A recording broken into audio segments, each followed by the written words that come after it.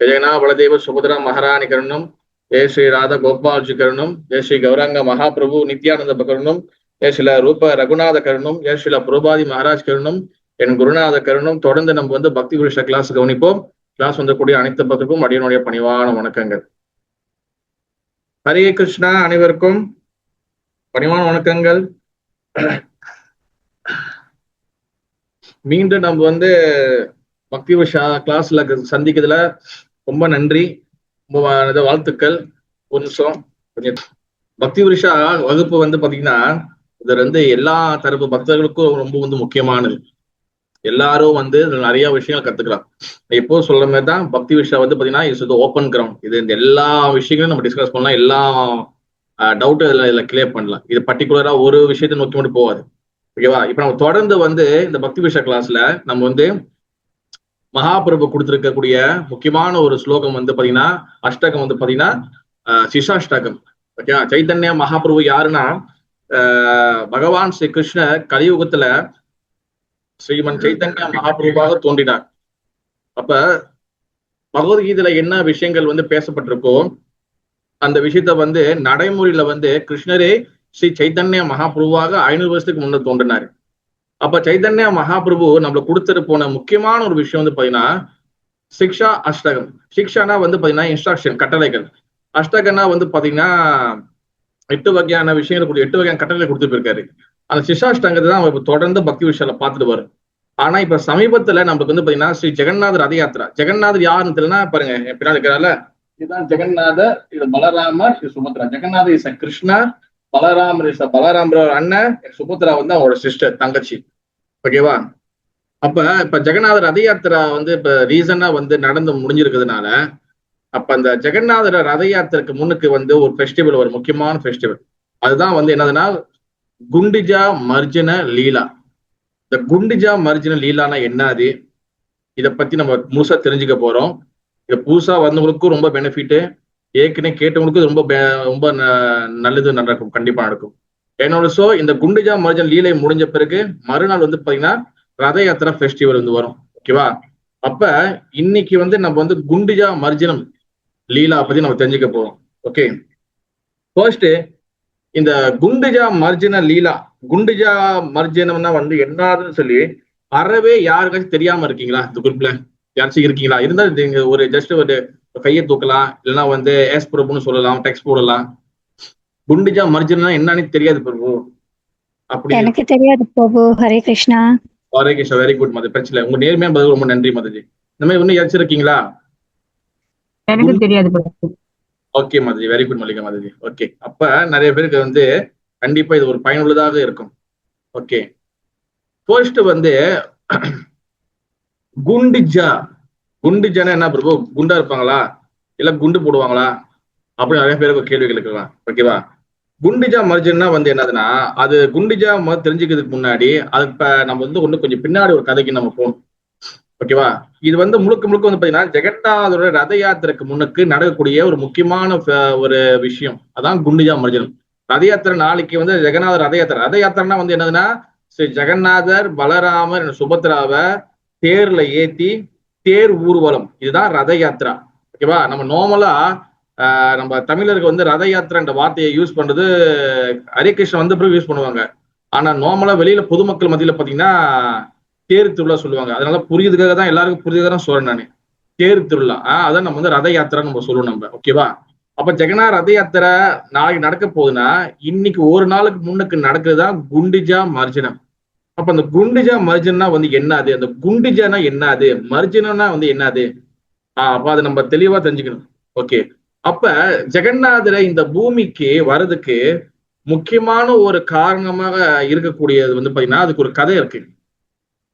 பகவான் ஸ்ரீ கிருஷ்ணர் அவரு இந்த பூமியில லீலைகள் பண்ணி முடிச்சுட்டு அவரு கிளம்பி போகணும் பாருங்க. அப்ப என்ன நடக்குதுன்னா, இது எங்கேருந்து ஆரம்பிக்குதுன்னா, இது ஆரம்பிச்சா பயங்கரமா போகும். இது நான் யோசிக்கிறேன், ஒரு நிமிஷம் இருங்க, எங்கேருந்து ஆரம்பிக்கலான்னு. ஓகே, கிருஷ்ணருடைய குலம் பாத்தீங்கன்னா எது குலம். ஓகேவா? எது டைனஸ்டி சொல்லுவாங்க, எது குலம். அப்ப கிருஷ்ணருக்கு பாத்தீங்கன்னா கிட்டத்தட்ட கிருஷ்ணர் 120 வயசு வரைக்கும் இந்த பூமியில வாழ்ந்தார்.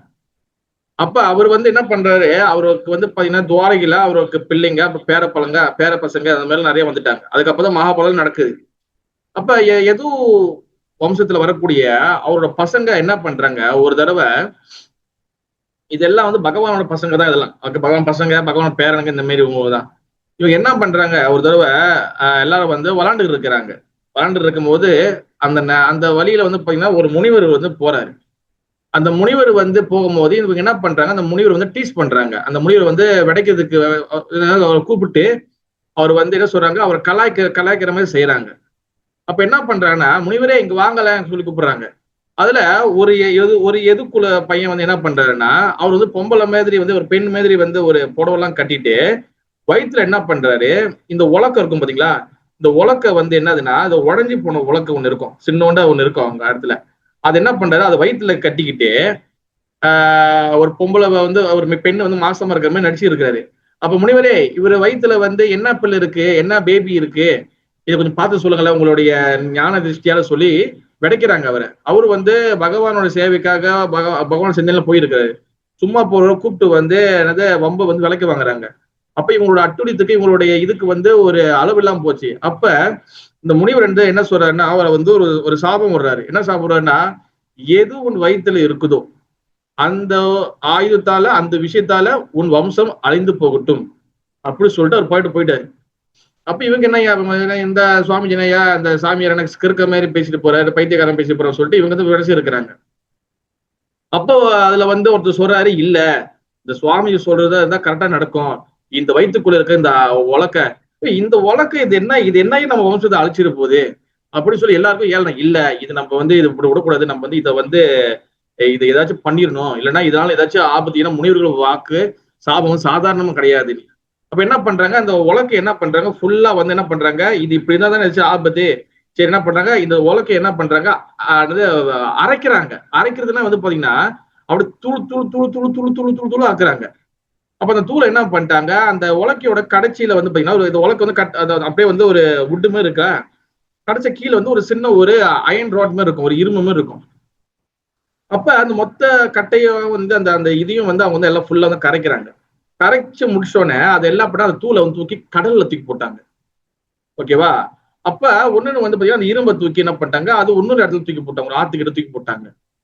அப்ப இது என்ன நடக்குதுன்னா, இந்த உலக்க அது வந்து கரைக்கப்பட்டு அது சும்மா எல்லாம் தூள் தூள் ஆக்கின பிறகு அது தண்ணியில போட்ட பிறகு அது எல்லாம் வந்து அப்படியே ஒரு ஓரத்துல போயிட்டு சேர்ந்து என்ன ஆச்சு, அது அப்படியே மண்ணோட மண்ணா சேர்ந்து பிறகு வந்து அதுக்கு வந்து ஒரு பேர் இருக்கு அந்த செடி.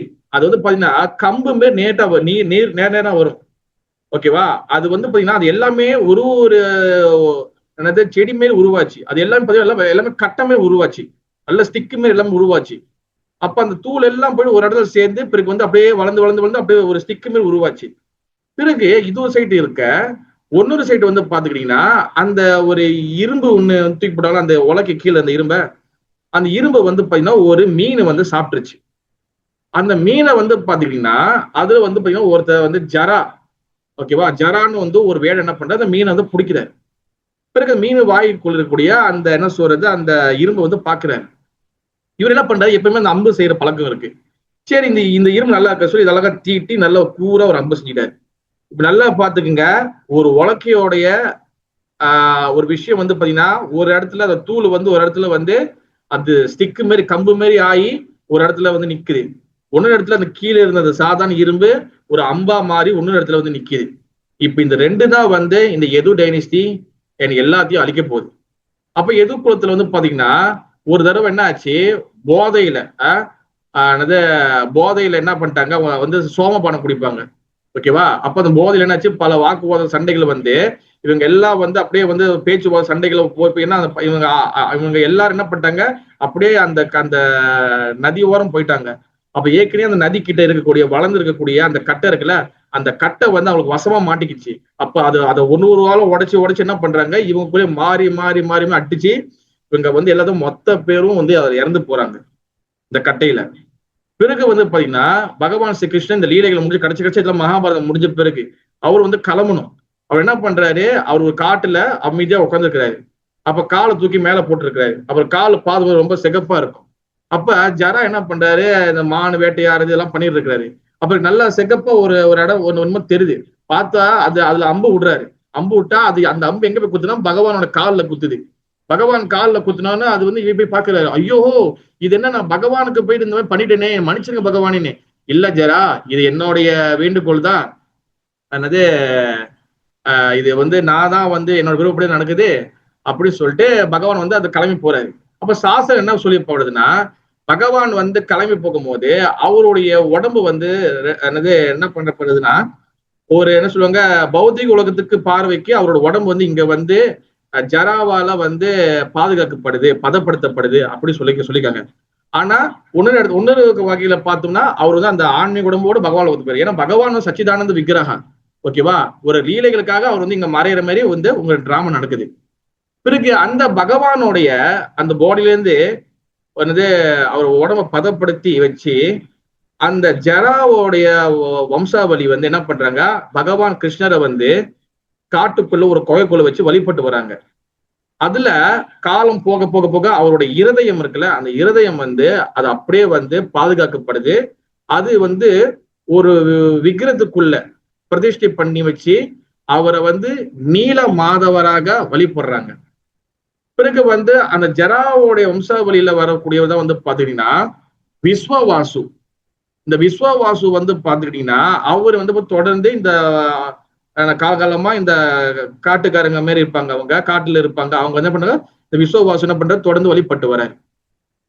ஒன்னொரு இடத்துல வந்து பாத்தீங்கன்னா என்னது இந்திரதும்ன மகாராஜா, இன்னொரு இடத்துல இந்த கதை வந்து இப்ப வந்து காலங்கள் மாறிடுச்சு. அப்ப இந்திரதும்ன மகாராஜன்னு ஒரு மகாராஜா இருக்கிறாரு, ஓகேவா. அவர் வந்து பாத்தீங்கன்னா அவரு வந்து பகவானை வந்து வழிபடணும். அப்ப யார வந்து பகவான் நேரடியா பார்க்கணும், ரொம்ப அற்புதமான தீர்த்த தலங்கள் இருந்தா சொல்லுங்க அப்படின்னு சொல்லி நிறைய முனிவர்கள் வந்து கூப்பிடுறாரு. அப்ப நிறைய பேர் வந்து சொல்றாங்க, நீ இங்க போங்க, இந்த தீர்த்த ஸ்தலத்துக்கு போங்க, அங்க போங்க, அங்க போங்க. அப்ப அது ஒரு முனிவர் சொல்றாரு, இல்ல நீங்க வந்து உட்கல தேசத்துக்கு போங்க. உட்கல தேசம்னா வந்து என்னது, ஒரிஷா, ஓகேவா. அப்போ ஒரிஷால வந்து பாத்தீங்கன்னா உட்கல தேசத்துல அங்க வந்து ஒரு காட்டுக்குள்ள நீல மாதவரும் இருக்கிறாரு. அந்த நீல மாதவரை பாருங்க ராஜா, கண்டிப்பா நீங்க வந்து அந்த இடத்த விட்டு வரவே மாட்டீங்க. அவ்வளவு பெரிய அழகான இடம். அந்த பகவான் ரொம்ப அப்படியே 4 கைகளோட அப்படியே நிக்கிறாரு. வனமாலி கதிச்சாங்கி சங்கு சக்கர கதஞ்சக்கி ஸ்ரீமன் நாராயண வாசுதேவ பிரதர்ஷக்கா, பகவான் அப்படியே நிக்கிறாரு. அப்ப அந்த நீல மாதவரை வந்து பாக்குறதுக்காக என்னது நேரடியா போக முடியாது, நீங்க ஒரு ஆளை அனுப்புங்க சொல்லி அவரோட மந்திரிய வந்து அனுப்புறாங்க. அப்ப இந்திரதுன மகாராஜாவுடைய மந்திரி வந்து யாருன்னா அதாவது வித்யாபதி. அந்த வித்யாபதி என்ன பண்றாரு, நான் போயிட்டு நல்லா செக் பண்றேன்னு சொல்லிட்டு வித்யாபதி போறாரு. இந்த கதை ரொம்ப பெரிய கதை, நான் வந்து என்ன பண்றேன் கொஞ்சம் ஷார்ட்டா புரியுற மாதிரி, ஏன்னா நம்ம குண்டுஜல் இலைக்குள்ள வரணும், அதுக்காக இந்த கதையை நான் போயிட்டு அப்புறம் கரெக்டா அதை கனெக்ட் பண்றதுக்காக தான் நான் சொல்றேன். கொஞ்சம் ஸ்பீடா தான் நான் போறேன் நானு, ஓகேவா, ரொம்ப கொஞ்சம் ஷார்ட்டா தான் சொல்றேன். அப்ப அந்த வித்யாபதி என்ன பண்றாரு, அவர் இங்க இருந்து போறாரு. போயிட்டு அவரு வந்து தேடுறாரு, எங்க இருக்கும் எங்க இருக்கும் எங்க இருக்கும்னு தேடுறாரு. அப்ப அவங்க வந்து முனிவர்கள் என்ன பண்ணாங்க, சில அறிகுறிகள் கொடுக்குறாங்க. அங்க வந்து ஒரு நீங்க காட்டுல நீங்க நிறைய தூரம் போகும்போது நீங்க வந்து மிகப்பெரிய ஒரு நீல மலை, அதாவது ப்ளூ கலர் மவுண்டன் நீங்க கண்டிப்பா பாப்பீங்க. அது வழியாக நீங்க போனீங்கன்னா கண்டிப்பா வந்து அங்க விஸ்வவாசுன்னு ஒருத்தர் இருப்பாரு. அவரை நீங்க புடிச்சீங்கன்னா அவர் கண்டிப்பா உங்களை கூட்டு போவாரு. ஏன்னா அவங்கதான் வந்து அந்த நீலமாதவரை வந்து வழிபடுறாங்க. அப்ப இவர் வந்து போறப்ப காட்டுக்குள்ள போறாரு. ரொம்ப எங்கேயோ அவரே காணா போற மாதிரி ஆயிடுறாரு. அப்பதான் காட்டுக்குள்ள கொஞ்சம் வீடு எல்லாம் தெரியுது அவருக்கு. அப்ப அந்த வீட்டுல வந்து பாக்குறாரு, சில மனிதர்கள் அங்க கொஞ்சம் பேர் நிறைய பேர் இருக்கிறாங்க. அப்ப அங்க வந்து பார்க்கும் போதுதான் வந்து பாத்தீங்கன்னா அங்க அந்த காட்டு வம்சாவளிகள் வந்து அங்க இருக்கிறாங்க. அப்ப இந்த மாதிரி விஸ்வவாசு இருக்கிறாரான்னு கேட்கும் போதுதான் கரெக்டா அதே நேரத்துல அவர் அந்த நீலமாதவரை பூஜை முடிச்சுட்டு நைட்ல வந்து அந்த காட்டு வழியே கீழே இறங்கி வராரு. வரும்போது வந்து பார்த்தா மகா பிரசாதங்கள் அவ்வளவு எடுத்து வர்றாரு. அப்ப இந்த மகா பிரசாதங்களை வந்து நம்ம வித்யாபதிக்கு கொடுக்குறாரு. அப்ப வித்யாபதி வந்து அதை சாப்பிட்டு, இப்படி ஒரு மகா பிரசாதம் வந்து நான் சாப்பிட்டதே இல்லையே, இது எங்க இருக்கு, நான் வந்து பார்க்க முடியுமா, நான் வர முடியுமா. அப்ப விஸ்வா சொல்லிட்டா, இந்த மாதிரிலாம் பொதுமக்கள் நம்ம கூட்டு போறது இல்ல, நாங்க ரொம்ப ஸ்ட்ரிக்டா வந்து சில நபர்கள் மட்டும் தான் நாங்க போறோம் அப்படின்னு. அப்ப வித்யாபதிக்கு வந்து என்னன்னா, நம்ம ராஜாவும் அங்க கூட்டு போகணும், நம்ம அந்த நீலாமாதரை பார்க்கணும். இதுக்கு என்ன பண்றது சொல்லி வழி இல்லாம அவர் அங்க தங்குறாரு. ஒரு நாள் 2 நாள் தங்குறாரு. அப்ப வந்து பார்த்தா அந்த விஸ்வவாசுவோடைய, அதாவது காட்டுக்காரருடைய விஸ்வவாசுவோடைய மக ஒருத்தங்க இருக்கிறாங்க. அவங்க மக பேரு என்ன சரி ஞாபகத்துக்கு இல்ல, அவங்க மக ஒருத்தங்க இருக்கிறாங்க. அந்த மகளை வந்து என்ன பண்றாரு, கொஞ்சம் வந்து காதல் பண்றாரு. காதல் பண்ணி அந்த மகளை வந்து அந்த மகள் சொல்றாங்க, நான் இவர் வந்து கல்யாணம் பண்ணிக்கணும். இவரு அங்கேயே இருந்து தங்கி கொஞ்ச நாள் போக அவங்க மகளை வந்து கல்யாணம் பண்றாரு வித்யாபதி. வித்யாபதி கல்யாணம் பண்ண பிறகு அப்புறம் வந்து இப்ப மருமகன் ஆயிட்டாரு பாருங்க. முந்தி வந்து 3வது மனுஷனா இருந்தாரு வித்யாபதி, இப்ப மருமகன் ஆயிட்டாரு. இப்ப என்ன நடக்குது, அந்த வித்யாபதி வந்து தன் மனைவி கிட்ட கேட்கிறாரு, உங்க அப்பா அண்ணாடிக்கு வந்து போறாரு, என்னை ஒரு நாள் கூட்டு போக சொல்லு, நானும் பாக்கணும். இல்லங்க, அவர் வந்து எப்பவுமே யாரும் கூட்டு போக மாட்டாரு, அவர் ஒண்டியதான் போவாரு. ஏன்னா அவங்க ரொம்ப ரொம்ப ஸ்ட்ரிக்டா வந்து அங்க யாரும் வரக்கூடாதுன்னு சொல்லி இவங்க வச்சிருக்காங்க. இல்ல நான் ஒரு வாட்டி வந்தேன். அப்ப என்ன பண்றா, மனைவியை வந்து கொஞ்சம் அப்படி இப்படி பேசி கீசி தன் மகன் என்ன பண்றாங்க, அப்பால கேட்கறாங்க. அப்ப அப்பா சொல்றாரு, யாரு விஸ்வபா சொல்ற, முடியாதம்மா, அது இவரு நம்ம இப்போதைக்கு கூட்டு போவேனா, கொஞ்ச நாள் போட்டுன்னு. இல்ல கூட்டு போங்க, இல்லைன்னா நான் வந்து என்னை நீங்க, அப்ப நான் வந்து உங்க மகன் இல்லையா, என் சொல்றதை கேட்க மாட்டீங்களா அப்படின்னு சொல்லிட்டு அவங்க கொஞ்சம் இதுல நிறைய பேசுறாங்க. இப்ப மகளோட பேச்சுக்கு வந்து என்னடா இப்படி பண்றாங்க சொல்றாளே, சரி சொல்லிட்டு நான் கூட்டு போறேன். ஆனா ஒரு நிபந்தனை, கண்ணை கட்டிக்கணும், நான் வந்து அந்த பாதையை உங்களுக்கு காட்ட மாட்டேன். ஈவன் நீங்க என் மருமகனா இருந்தாலும் நீங்க வந்து என் பாதையை பார்க்க கூடாது, நீங்க வந்து என் கூடயே நீங்க வரணும்னு சொல்லி கூட்டு போறேன். இவர் என்ன பண்றாரு, இன்டெலிஜென்டா கூட்டு போகும்போது இந்த மஸ்டர்ட் இருக்குல்ல, கடுகு இருக்குல்ல, இந்த கடுகுடைய விதையை வந்து கையில எடுத்துக்கிறாரு. இவர் என்ன பண்ற, போற மேடெல்லாம் கண்ணு கட்டி கூட்டு போறாங்க, எங்க போறான்னு தெரியும். ஆனா என்ன பண்றது, இந்த கடுகை வந்து ஒரு இடத்தா ஒரு இடம் ஒரு இடம் ஒரு இடமா அப்படியே போட்டுட்டே போறாரு. அப்ப ஆனா அங்க போனாரு, அங்க போய் கண்ணை திறந்து பார்த்தோன்னா இவரு சொன்னதுக்கு அப்படியே வந்து 100 மடங்கு கூடையாக அங்க வந்து நீலமாதவரை பாக்குறாரு. நீலமாதவரை பார்த்தோன்னா அவர் வந்து அப்படியே வந்து உள்ளுக்குள்ள தேஜஸா நிக்கிறாரு. அப்படி இப்படிப்பட்ட பகவான் என்னையா இருந்தது இங்க வச்சு சின்னதா வச்சு இது பண்றீங்க, இவர் ஒரு கோயில் கட்ட வேணாமா? ஆனா அவர் பார்த்தோன்னே தன் கண்ணு கலங்கிட்டாரு அப்படி. அப்ப என்ன பண்றாரு, திருப்பி என்ன பண்றாரு, நான் கொஞ்ச நாள் போயிட்டு வந்து சொல்லிட்டு என்ன பண்றாரு, நேரா போயிட்டு இந்திரதூமன மகாராஜா பாக்குறதுக்கு போறாரு. ராஜா, இந்த மாதிரி வந்து பாத்துட்டேன், நீங்க என்ன சொன்ன, அந்த முனிவர் என்ன சொன்னாரோ அந்த நீலமாதவர் நான் பாத்துட்டேன், அருமையா இருக்கிற, கண்டிப்பா நீங்க வாங்கன்னு. அப்ப இவர் கூட என்ன பண்ற, நாரத முனி இவரும் சேர்ந்து எல்லாம் வராங்க. அப்ப என்ன நடக்குது, இவர் இந்த போயிட்டு திரும்பி வர்றதுக்குள்ள மிகப்பெரிய ஒரு சூப்பர் சைக்கிளம்னா வந்து என்னது, சூறாவளி காத்து அடிச்சு மிகப்பெரிய வந்து மணல் வந்து மூடி அந்த இடத்தையே, அவ்வளவு பெரிய மலைகளே மூடிருச்சு, மிகப்பெரிய ஒரு சூறாவளி. அப்ப அதுல வந்து என்னது, நீலமாதவர் வந்து ஃபுல்லா வந்து மூடப்பட்டுருச்சு, இது வந்து என்ன பண்றது தெரியாது அப்படின்னு சொல்லிட்டு இருக்காங்க. ஆனா நீலமாதரை வந்து இவர் வித்யாபதி வந்து என்ன சொல்லி, வித்யாபதி போல அதாவது விஸ்வவாசு என்ன பண்றாரு, அவர் வந்து காப்பாத்தி அவர் வந்து வச்சிருக்கிறாரு. அப்ப இது என்ன பண்றது தெரியாம இருக்கும் போதே இந்திரதமன மகாராஜா வந்து கடைசியா வந்து இவரை வந்து பார்க்க முடியல, அந்த நீலமாதரை பார்க்க முடியல. ஓகேவா? அப்ப இந்திரதமன மகாராஜாக்கு ஒரு அந்த இடத்துல வந்து தங்கி இருக்கிறாரு. அதாவது எங்க கிட்டத்தட்ட அந்த ஒரிஷா கிட்ட வந்துட்டாரு. ஆனா ஃபுல்லா வந்து மணல் மூடிருச்சு, எல்லாம் ஃபுல்லா வந்து எல்லாம் அழிஞ்சு போய் எல்லாம் மணல்லாம் மூடிருச்சு. என்ன பண்றதுன்னு தெரியல. இவர் வந்து யாரு, விஸ்வவாசும் ஆளை காணும். விஸ்வவாசு யாரு, அந்த காட்டுக்கார இருக்கிற மாமனா இருக்கிற, அவரும் ஆளை காணும் அவரு. அப்ப இந்திரதமன மகாராஜா அப்புறம் வித்யாபதி இவங்க எல்லாம் வந்து இந்த அரசாங்கம் எல்லாம் வந்துருச்சு. வந்துட்டு நீலமாதர் வந்து பார்க்க முடியல, இந்த இடம் எல்லாம் காணா போச்சு, என்ன பண்றது தெரியாம இது பண்றாங்க. அப்ப இந்திரதமன மகாராஜாக்கு வந்து ஒரு அசரீரி, ஒரு சவுண்டு மாரி கேக்குது அவருக்கு. அதாவது என்னது, இந்த இடத்துல வந்து 3 கட்டைகள் வரும், இந்த 3 கட்டையில வந்து என்னது, நீ வந்து என்னை வந்து விஸ்வகர்மான ஒருத்தர் வருவாரு, அவர் வச்சு என்னை வந்து பிரதிஷ்டை பண்ணு, அது என்னன்னு செய்யணும்னு சொல்லி விஸ்வகர்மாக்கு தெரியும் அப்படின்னு சொல்லி முடிக்கிறார். அப்ப என்னது இது, இப்படி இப்படி ஒரு கர்மம் வருது. சரி, அப்ப அந்த கட்டைகள் வந்து வருது. அது சொன்ன மாதிரி மறுநாள் வந்து பாத்தீங்கன்னா அந்த வேப்ப மரத்தோடைய அந்த நீம், அந்த மரங்கள் வந்து அப்படியே வந்து கடல் வரம் வந்து ஒதுங்குது. அப்ப என்ன பண்றாங்க, சரி இந்த இடத்துல வந்து நம்ம வந்து ஒரு கோயிலை கட்டுவோம் அப்படி சொல்லி ஒரு கோயிலை கட்டி, பிறகு வந்து என்ன பண்றாங்க, அந்த நீமோடைய மரத்தை எடுத்து வந்து வச்சு விஸ்வகர்மா கூப்பிட வச்சு இது பண்றாங்க. ஆனா அந்த வந்து அந்த மரத்தை வந்து எடுக்க முடியல. அந்த மரம் வந்து எடுக்கிறதுக்கு வந்து யார் வரணும்னா அந்த விஸ்வவாசு வந்தாதான் அந்த மரம் எடுக்க முடியும். பிறகு வந்து என்ன பண்றாங்க, விஸ்வவாசு கூப்பிடுறாங்க. அப்புறம் வந்து விஸ்வவாசு வந்த பிறகு அவர் வந்து இந்த நீலமாதவ வந்து நீங்க எங்கிட்ட இருந்து பிரிச்சிருவீங்க அப்படின்னு சொல்லிட்டு வராம இருந்தாரு. அப்ப விஸ்வவாசுவோட கனவுல போய் பகவான் என்ன சொல்றாருன்னா, நான் வந்து ஆக்சுவலி வந்து பாத்தீங்கன்னா இந்த ஜெகநாதருடைய உருவம் வந்து இந்த கலியுகத்துல ஆரம்பிக்கப்பட்டது. ஆனா ஜெகநாதர் இந்த நீலமாதர் வந்து பாத்தீங்கன்னா கிட்டத்தட்ட வந்து பாத்தீங்கன்னா இந்த சாஸ்திரம் என்ன சொல்லப்படுதுன்னா, பகவான் இந்த பூமியில வர்றதுக்கு முன்னுக்கிலேருந்து இந்த நீலமாதர் இருக்கிறாரு. அதாவது வந்து சத்தியாயுகம், திரேதாயுகம், துவாபர யுகம் வரைக்கும் நடுவுல வரைக்கும் வந்து பாத்தீங்கன்னா அவர் வந்து நீலமாதவரா இருந்தாரு. துவாபர யுகம் முடிஞ்சு கலியுகத்திலேயே ஆரம்பிச்சு அதுக்கப்புறம் வரைக்கும் பாத்தீங்கன்னா இந்த நீலமாதவர் தான் ஜெகநாதரா மாறுறாரு அப்படின்னு சொல்லி சாஸ்திரங்களை வந்து சொல்லப்பட்டிருக்கு. சில ஆச்சரியங்கள் சில ஆர்டிக்கல்ல போடப்பட்டிருக்கு. அப்ப அந்த நீலமாதர் வந்து என்ன ஆயிடுச்சு, அவர் வந்து ஃபுல்லா மணல் மூடி, சாரி சொல்ல மறந்துட்டேன், நீலமாதர் வந்து காண போயிட்டாரு. ஆனா அந்த நீலமாதருக்குள்ள அவர் வந்து என்ன பண்ணுவாங்க, பகவானுடைய இருதயம் வந்து அவங்க வச்சிருப்பாரு, இவர் வந்து வச்சிருப்பாரு இவரு. ஓகேவா? அப்ப இதுதான் வந்து என்ன பண்ணுவாங்க, ஜெகநாதர் உருவம் வந்து செஞ்ச பிறகு இந்த பகவானுடைய இருதயத்தை அதுல வைப்பாங்க சொல்லி ஆச்சாரியர்கள் வந்து சொல்றாங்க. ஓகேவா? அப்ப அந்த ஜெகநாதர் உருவம் வந்து எப்படி வருதுன்னா, விஸ்வகர்மா என்ன பண்றாரு, அவர் வந்து ரொம்ப வயசாக இருக்கிறாரு.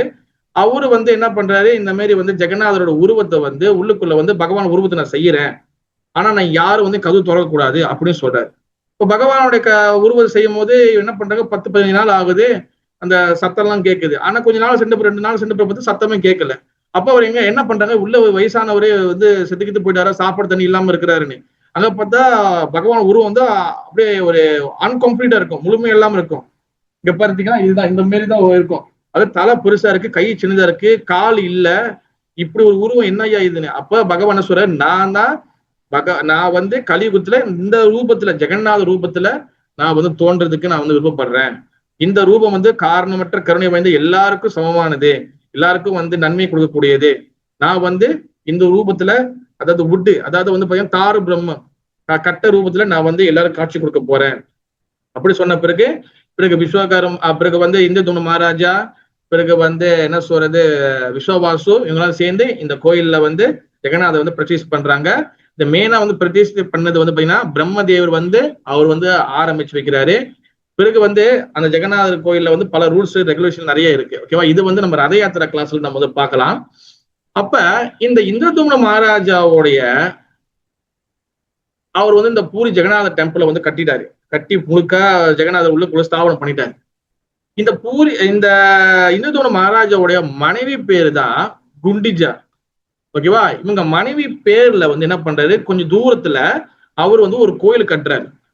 அப்புறம் சாஸ்திர ரீதியாக என்ன சொல்லப்படுதுன்னா, இந்த பூரி ஜெகநாதரோட டெம்பிள் வந்து பாத்தீங்கன்னா இது பகவான் லீலைக்கு ஒப்பிடப்படுது. எப்படின்னா, பூரி ஜெகநாதருடைய இடம் வந்து அது வந்து துவாரகை மாதிரி. ஓகேவா? குண்டிஜா டெம்பிள் இருக்குல்ல, அந்த டெம்பிள் வந்து பிருந்தாவனம் மாதிரி. அப்ப ரத யாத்திரை வந்து எப்படி நடக்கும்னா, இந்த ரதம் வந்து ஜெகநாதபூரி டெம்பிள்ல இருந்து வெளியாகி குண்டிஜா டெம்பிளுக்கு போகும். குண்டிஜா டெம்பிள் எப்பவுமே திறக்க மாட்டாங்க, எப்பவுமே டெம்பிள் மூடிதான் இருக்கும். ரத யாத்திரை டைம்ல தான் வந்து அவங்க திறப்பாங்க. புரியுதா? அப்ப சைத்தன்ய மகாபிரபு, அதாவது பகவான் ஸ்ரீ கிருஷ்ணர் 500 வருஷத்துக்கு முன்ன இந்த பூமியில வரும்போது சைத்தன்ய மகாபிரபு ஏன்னா வருஷம் என்ன பண்ணுவாங்கன்னா, இப்ப வந்து ரத யாத்திரை வரப்போகுதுன்னா, அப்ப ரதம் வந்து ஜெகநாத்பூர்ல வெளியாகி குண்டிஜா டெம்பிள் வரப்போகுதுன்னா, ரத யாத்திரைக்கு ஒரு நாளுக்கு முன்னுக்கு அந்த குண்டிஜா டெம்பிளை கழுவாங்க. அப்ப குண்டிஜானா அந்த இந்திரதும்ன மகாராஜோட மனைவி பேரு, அதான் குண்டிஜா. மர்ஜனம்னா வந்து என்னதுன்னா கழுவுறதுன்னு அர்த்தம். அப்ப குண்டிஜா டெம்பிளை கழுவுற லீலை தான் இந்த குண்டிஜா மர்ஜன லீலா. புரியுதா? அப்ப இந்த குண்டிஜா மர்ஜனா வந்து என்னதுன்னா கோயிலை கழுவுறது. அப்ப வந்து காலங்காலமா என்ன பண்ணுவாங்க, ரத யாத்திரை முன்னுக்கு கோயில் கழுவாங்க. அப்ப மகாபிரபுவோட காலகட்டம் வருது. மகாபிரபு சைத்தன்ய மகாபிரபு சாட்சா பகவான் ஸ்ரீகிருஷ்ணர் அவர் என்ன சொல்றாருன்னா, இந்த ரத யாத்திரையில முக்கியமான ஒரு லீலை வந்து என்னதுன்னா, நாள் டெம்பிள் கழுவுறது. இந்த குண்டிஜா மர்ஜன லீலையில ஒரு மிகப்பெரிய மிஸ்டரி, ஒரு ரகசியம் இருக்கு. அதனால எல்லாரும் வந்து இந்த குண்டிஜா மர்ஜன லீலையில எல்லா டிவோட்டியும் கலந்துக்கணும், இந்த குண்டிஜா மர்ஜன லீலைகளை வந்து இதுக்குள்ள இருக்க விஷயங்களை புரிஞ்சுக்கணும் அப்படின்னு சொல்லி மகாபிரபு சொல்றாரு. அப்புறம் ஸ்ரீ ஸ்ரீமன் கோரகுந்த சுவாமி மகாராஜ் என்ன பண்றாரு, இதை பத்தி ஒரு கிளாஸ் கொடுக்குற, ஒரு ஆர்டிக்கல் எழுதுறாரு. ஃபுல்லா கிளாஸ் கொடுக்குறாரு, அது ஆர்டிக்கலா மாறுது. அதுதான் நம்ம டிஸ்கஸ் பண்றோம் இப்ப. அப்ப மகாபிரபு வந்து ஜெகநாத பூரியில வந்து அவர் இருக்கும் போது அவர் வந்து என்ன பண்றாரு, இந்த குண்டிஜா மர்ஜன லீலைக்கு, இந்த குண்டிஜா டெம்பிளை கழுவுறதுக்கு மிகப்பெரிய ஒரு முக்கியத்துவம் கொடுக்குறாரு ஸ்ரீ சைத்தன்ய மகாபிரபு. அதாவது வந்து என்னதுன்னா, நம்ம வந்து இந்த லோகத்துல, அதாவது மாயா ஜெகத், இந்த மாயாவுடைய உலகத்துல நம்ம வந்து மாட்டிக்கிட்டு இருக்கிறோம் நம்ம. ஓகேவா? அப்ப நம்மளுக்கு வந்து பாத்தீங்கன்னா ஜீவாத்மா எப்பவுமே, இந்த பந்த ஜீவாத்மா நம்ம வந்து எப்பவுமே வந்து எப்ப எங்க எங்க நம்மளுக்கு வந்து ஹாப்பினஸ் கிடைக்கும், இன்பம் எங்க கிடைக்கும் அப்படின்னு சொல்லி நம்ம ஓடிட்டு இருக்கோம். ஓகேவா? பகவத்கீதை ஒரு ஸ்லோகம் சொல்லப்படுது என்னன்னா, ஏ சம்பர்ஷஜா போகா துக்க யோனிய ஏவதே ஆதய அந்த வந்த கவுந்தையா நாதேசு ரமதே புதஹா. அதாவது ஏ சம்பர்ஷஜா போகா, அதாவது என்னன்னா, இந்த ஜீவாத்மா எப்போதுமே டெம்பரவரியான சந்தோஷங்களை தேடி ஓடிக்கிட்டே இருக்கிறாங்க. ஓகேவா? ஆனா அந்த சந்தோஷம் வந்து பாத்தீங்கன்னா ஆதி அந்தனா அந்த சந்தோஷம் வந்து நம்மளுக்கு வந்து ஆதி அந்தன் என்னதுன்னா பிகினிங்லெஸ், அது ஸ்டார்டிங் இல்ல. ஓகேவா? அப்ப உண்மையான சந்தோஷம் வந்து பாத்தீங்கன்னா ஆன்மீகத்துல தான் கிடைக்குமே தவிர பௌதிக செயல்கள்ல இந்த பௌதிக உலகத்துல கிடைக்காது. ஆனா ஜீவாத்மா என்ன பண்றோம், நம்ம தலைகீழாக இந்த பௌதிக உலகத்துல நம்ம இன்பத்தை தேடி ஓடிக்கிட்டு இருக்கிறோம். ஓகேவா? அப்ப என்னது உணர்வு விஷயம் வந்து மகாராஜ் என்ன சொல்றாங்கன்னா, சரணாகதி என்ற ஒரு பாடல் இருக்கு. ஓகேவா? சில பக்தி வினோத் தாக்கூர் வந்து எழுதின ஒரு பாடல், அது வந்து ஆன்மீக பாடல், எல்லாரும் கண்டிப்பா பாட வேண்டியது. ஓகேவா? அதுல ஒரு லைன், அதுல 16வது லைன்ல என்னன்னா, அசோக ஆபய அமிர்தோ ஆதார துமாரோ சரண தோயா தாஹாதே ஏகானா விஷமலகியா சாரினோ பாவேரவாயா. அதாவது அதோட அர்த்தம் என்னன்னா, அசோகா ஆபயா ஆமிருதா. ஆசோகான வந்து என்னன்னா, சோகானா சோகம், கவலை. ஆசோகானா சோகம் இல்ல. பயனா பயம். ஆபயனா பயம் இல்ல. மிருத்யுனா மரணம். ஆமிருதானா என்னன்னா அவங்களுக்கு மரணம் பயம் கிடையாது, மரணம் இல்ல. யாருக்கு? தொமார சரண தோயா, யாரு பகவானோட திருவடி பாத புடிச்சிட்டாங்களோ அவங்களுக்கு பயம் இல்ல, அவங்களுக்கு சோகம் இல்ல, அவங்களுக்கு மரணம் இல்ல.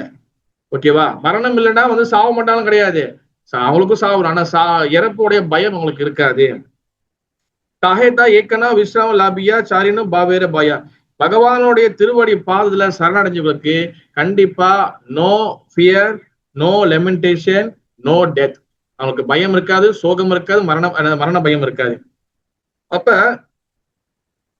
இது வந்து எப்ப வந்து வரும்னா, நம்மளுடைய மனது வந்து தூய்மையாகணும். மனது தூய்மையாகும் போது நம்மளுக்கு வந்து பயம், சோகம் பிறகு வந்து எதுவும் வராது. நம்ம பகவான் கிட்ட முழு சரணாகதி அடைய முடியும். நீங்க இந்த கிளாஸை வந்து ரொம்ப கவனமா கவனிக்கணும். ஒரு இன்ச் பை இன்ச்சா இது எப்படி வந்து குண்டிஜா மார்ஜின் லீலைகளோட மிக்ஸ் பண்ணுது, எப்படி கனெக்ட் பண்ணுது, நீங்க கரெக்டா கேட்டதான் உங்களுக்கு அண்டர்ஸ்டாண்ட் பண்ணும். ஓகேவா? பிறகு எந்த கேள்வி நீங்க பிறகு கேட்கலாம். அப்ப பகவானுடைய தூய்மையான பக்தர்கள் எப்படி அவங்க இந்த கலியுகத்தில் இருந்தாலும் எப்படி அவங்க ஹாப்பியா இருக்கிறாங்க? காரணம் என்னன்னா, அவங்களோட இருதயத்துல பகவானை எப்போதும் நினைக்கிறாங்க, எப்போதும் பகவான் அவங்க இருதயத்துல இருக்கிறார். அவன் பகவானை தன்னுடைய இருதயத்துல உட்கார வைக்கிறது தான் ஒரு தூய்மையான பக்தருடைய கடமை. ஒரு குருவோடைய கடமை வந்து என்னதுன்னா, தன் சிஷ்யர்களுடைய இருதயத்துல தன்னோட சிஷியரோட இருதயத்துல பகவானை உட்கார வைக்கிறது. சிஷியனோட கடமை வந்து என்னது? எப்போதும் பகவான் தன் இருதயத்துல நினைச்சுக்கிட்டே இருக்குது, எப்பவுமே பகவான் நினைக்கணும். அப்ப நம்ம மனதை வந்து பாத்தீங்கன்னா எந்த வகையான அழுக்கு இல்லாம, எந்த வகையான குப்பைகள் இல்லாம, எந்த வகையான எல்லாம் மனது வந்து எப்பவுமே சுத்தமா நம்ம வந்து இருக்கணும். ஓகேவா? அப்ப மனசு வந்து கிறிஸ்டன் கிளியரா இருந்தாதான், சுத்தமா இருந்தாதான் பகவான் வந்து அங்க வந்து உட்காருவார், பகவான் உள்ளுக்குள்ள வருவாரு. மனசுல வந்து காம, குரோத, லோப, மோக, மதம், ஆச்சரிய. காமனா வந்து காமனா காம இச்சை, காம குரோதனா அதிகமான கோபம், காம குரோத, லோபனா பேராசை, கிரீட், காம குரோத லோப, மோகன அட்டாச்மெண்ட், பௌதிக ஆசைக்கு பௌதிக பற்றுதல், மெட்டீரியல் அட்டாச்மெண்ட், காம குரோத லோப மோக, மதன அகங்காரம், ஃபால்ஸ் ஈகோ, சோ மச் அகங்காரம், மாச்சரியம், என்வியஸ், பொறாமை. இந்த மாதிரி அழுக்குகள்லாம் மனசுக்குள்ள குப்பைகள் இருந்துச்சுன்னா, பழி வாங்குற உணர்வு, அப்புறம் பல கெட்ட கெட்ட விஷயங்கள் மனசுக்குள்ள இருந்துச்சுன்னா பகவான் இருதயத்துக்குள்ள வர மாட்டார். மனசு வந்து கிருஷ்ணன் கிளியரா இருக்கணும். அப்ப இந்த மனசு கிளீனா இருக்கிறதுக்கும் இப்ப இந்த குண்டிஜா டெம்பிள் கழுவுறதுக்கும் என்ன கனெக்ஷன் இருக்கு? இதுதான் இப்ப நம்ம கவனிக்க போறோம். என்னதுன்னா, ஜெகநாதரோட ரத யாத்திரா எப்படி பூரி டெம்பிள்ல இருந்து வெளியாகி குண்டிஜா டெம்பிளுக்கு வந்து அங்க வந்து அந்த ஆசனத்துல, குண்டிஜா டெம்பிள்ல ஆசனத்துல எப்படி பகவான் வந்து உட்கார்றாரு, இதான் ரத யாத்திரை. அதாவது நீலாச்சலம்னா ஜெகநாத் பூரி, அது நீலாச்சலம். நீலாச்சலத்திலிருந்து குண்டிஜா டெம்பிள் இருந்து என்ன சொல்லுவாங்கன்னா சுந்தராச்சலம் சொல்லுவாங்க. பிருந்தாவனம் இஸ் சுந்தராச்சலம். நீலாச்சலம் அண்ட் சுந்தராச்சலம். அப்ப ஜெகநாத் ரத யாத்திரா நீலாச்சலத்திலிருந்து கிளம்பி சுந்தராச்சலத்துக்கு போகுது. பூரி டெம்பிள் இருந்து வெளியாகி குண்டிஜா டெம்பிளுக்கு போகுது. அதாவது துவாரகிலேருந்து பகவான் வந்து பிருந்தாவனத்துக்கு போறாரு. இதான் ஜெகநாத் ரத யாத்திரா. ஓகேவா? அப்ப அங்க குண்டிஜா டெம்பிள் போன பிறகு பகவான் வந்து அழகா கம்ஃபர்டபுளா உட்காராரு. ஏன்? அங்க ஒரு நாள் முன்னுக்கு டெம்பிள் சுத்தமா கழுவியாச்சு, எல்லா வகையான குப்பையும் எடுத்தாச்சு, ஒரு அழுக்கு விடாம எடுத்தாச்சு. அதை பத்தி பேசணும் நம்ம. அப்போ மறுநாள் வந்து அந்த டெம்பிள் சுத்தமா இருக்கு, பகவான் உட்காராரு. எப்படி குண்டிஜா டெம்பிள பகவான் உள்ள வைக்கிறாரோ அந்த குண்டிஜா டெம்பிள் வேற எதுவுமே இல்லை. அந்த குண்டிஜா டெம்பிள் நம்மளுடைய இருதயம். நம்மளுடைய இருதயம் வந்து குண்டிஜா டெம்பிள் மாதிரி இருக்கணும். அப்ப ரத யாத்திரை ரதத்தை இழுத்துட்டு வந்து எப்படி ஜெகநாதர் வந்து குண்டிஜா டெம்பிள் உட்காராரோ, நம்ம குண்டிஜா டெம்பிள் வந்து அதுக்கு ஒரு நாள் முன்ன கழுவாங்க பாத்தீங்களா, அந்த மாதிரிதான் நம்மளுடைய இருதயத்தை நம்ம சுத்தமா நம்ம கழுவி எடுக்கணும். நம்ம இருதயத்துக்குள்ள இருக்கக்கூடிய மனதில் இருக்கக்கூடிய பல வகையான அழுக்குகள், அனார்த்தங்கள், பல பல கெட்ட விஷயங்கள் இதெல்லாம் வெளியாகினாதான் ஜெகநாதர் ரத யாத்திரை வந்து எப்படி குண்டிஜா டெம்பிளுக்குள்ள வந்து ஜெகநாதர் எப்படி குண்டிஜா டெம்பிள் வந்து உட்கார்றாரோ அதே மாதிரி நம்மளுடைய இருதயம் வந்து அனார்த்தங்கள் எப்ப இல்லாம போகுதோ அப்பதான் வந்து பகவான் வந்து நம்மளுடைய இருதயத்துல வந்து உட்காருவாரு. அப்ப இத காட்டுறதுக்காக தான் சைத்தன்ய மகாபிரபு குண்டிஜா டெம்பிள்ல வந்து சுத்தமா கருணும். குண்டிஜா டெம்பிள் மட்டும் இல்ல, நம்ம எந்த டெம்பிள் இருக்குமோ, இப்ப இந்த மலேசியால இருப்போம், நிறைய பேர் சவுத் ஆப்பிரிக்கால இருப்பாங்க, அமெரிக்கால இருப்பாங்க, இந்தியால இருப்பாங்க, எங்க இருக்குமோ அங்க வந்து நம்ம குண்டிஜா ஃபெஸ்டிவல் நம்ம செய்யும் போது ரத யாத்திரைக்கு முன்னுக்கு அந்த டெம்பிள் நம்ம எவ்வளவுக்கு எவ்வளவு கழுவுறோமோ அவளுக்கு எவ்வளவு நம்மளோட இதயத்தில் உள்ள அழுக்குகள் எல்லாம் வெளியாகும் சொல்லி மகாபிரபு சொல்றாரு. டெம்பிளுக்கு உள்ள மட்டும் இல்ல, டெம்பிளுக்கு உள்ள என் வெளியே எப்போதும் சுத்தமா கழுவி எடுக்கணும்னு சொல்லி மகாபிரபு சொல்லுவாரு. அப்ப என்ன பண்ணுவாங்கன்னா அந்த குண்டிஜா டெம்பிள கழுவுறதுக்கு இந்திரத்யும்னா சரோவர், அதாவது இந்திரதுமன சரோவர்னா இந்திரதுமனுடைய நதின்னு சொல்லி ஒரு என்ன சொல்லுவாங்க, ஒரு பாண்ட், ஒரு குளம் மாதிரி இருக்கும். அங்கேருந்து வந்து தண்ணி எடுத்துட்டு வருவாங்க. எப்ப சைத்தன்ய மகாபிரபு காலகட்டத்துல குடங்குடமா தண்ணி எடுத்துட்டு வந்து அங்க ஊத்தி ஃபுல்லா வந்து போட்டு தேய்ப்பாங்க. ஓகேவா? அதாவது வந்து மகாபிரபு என்ன சொல்லுவார்னா, யாரு வந்து அதிகமான குப்பையை வந்து சேர்க்கிறீங்களோ, யாரும் அதிகமான குப்பையை வந்து கொலெக்ட் பண்றீங்களோ, யாரும் அதிகமான அந்த கச்சராலாம் அந்த வந்து எல்லாத்தையும் ஃபுல்லா வந்து கிளீன் பண்ணி யாரும் அதிகமான குப்பைகளை எடுக்கிறீங்களோ அவங்களுக்கு என்னோட கருணை கிடைக்கும் சொல்லி மகாபிரபு சொல்லுவாரு. என்ன பண்ணுவாங்க, ஒவ்வொரு இடத்தையும் வந்து ஃபுல்லா வந்து தொடச்சி எடுப்பாங்க. ஒரு புல்லு விடுவாம வெளியில எங்கெல்லாம் அந்த ஓரத்துலாம் வந்து புல்லு வந்திருக்கு, இந்த தேவையில்ல கல் இருக்கு, எங்கெல்லாம் குப்பை இருக்கு, எல்லாம் சுத்தமா வந்து கழுவி எடுப்பாங்க மகாபிரபு பக்தர்கள். அதுல மகாபிரபு என்ன வந்து சொல்றாருன்னா, மகாபிரபு என்ன பண்ணுவாருன்னா, இப்ப ஒரு டைல்ஸ் இருக்கு வச்சுங்களேன், இப்போ ஒரு டைல்ஸ் இருக்கு, உங்க செவரு இருக்கு, இங்க வந்து இப்ப இந்த செவத்தோட கீழே ஒரு டைல்ஸ் ஒட்டி இருக்கு. அப்ப இந்த இடத்துல பாத்தீங்கன்னா இங்க வந்து ஒரு மாதிரி லைனுமே போகும் பாருங்க. அப்போ ஒரு டைல்ஸ் நடுவுல லைன் போகும். இப்போ இந்த மூளையெல்லாம் வந்து பாத்தீங்கன்னா அந்த ஒரு தொங்கல்ல மூளையில வந்து பாத்தீங்கன்னா அதெல்லாம் வந்து குப்பை இருக்கும். இப்போ மகாபிரபு என்ன பண்ணுவாரா, ஒரு சின்ன குச்சி எடுத்து அவருடைய சன்னியாசி சடா இருக்கு பாத்தீங்களா, அந்த சன்னியாசி சடால எங்களுக்கு பக்கம் துணி இல்லை, எல்லாம் காட்டிடுவேன், அந்த துணியில அந்த குச்சி உள்ள விட்டு நல்லா சுத்திட்டு அவர் வந்து அந்த மூளை அந்த ஒரு இடத்தையும் வந்து உள்ளுக்குள்ள மூளையெல்லாம் உட்காந்து சுத்தமா தேய்ச்சி எடுப்பாரு மகாபிரபு. ஏன்னா ஒரு குப்பை இருக்கக்கூடாது, எல்லாருமே ஒரு குப்பை இருக்கக்கூடாது, எல்லாம் சுத்தமா தேய்க்கணும் சொல்லி. சும்மா இப்ப நம்ம டெம்பிள் கழுவுறதுக்கு ஒரு 4-5 பேர் தான் வராங்க, எப்படி வராங்க, மகாபிரபுக்காக அவ்வளவு பேர் 1000 பேர் இருப்பாங்க. எல்லாரும் சொல்லுவாராம் எல்லாரும் நிறைய குப்பை எடுக்கணும்னு.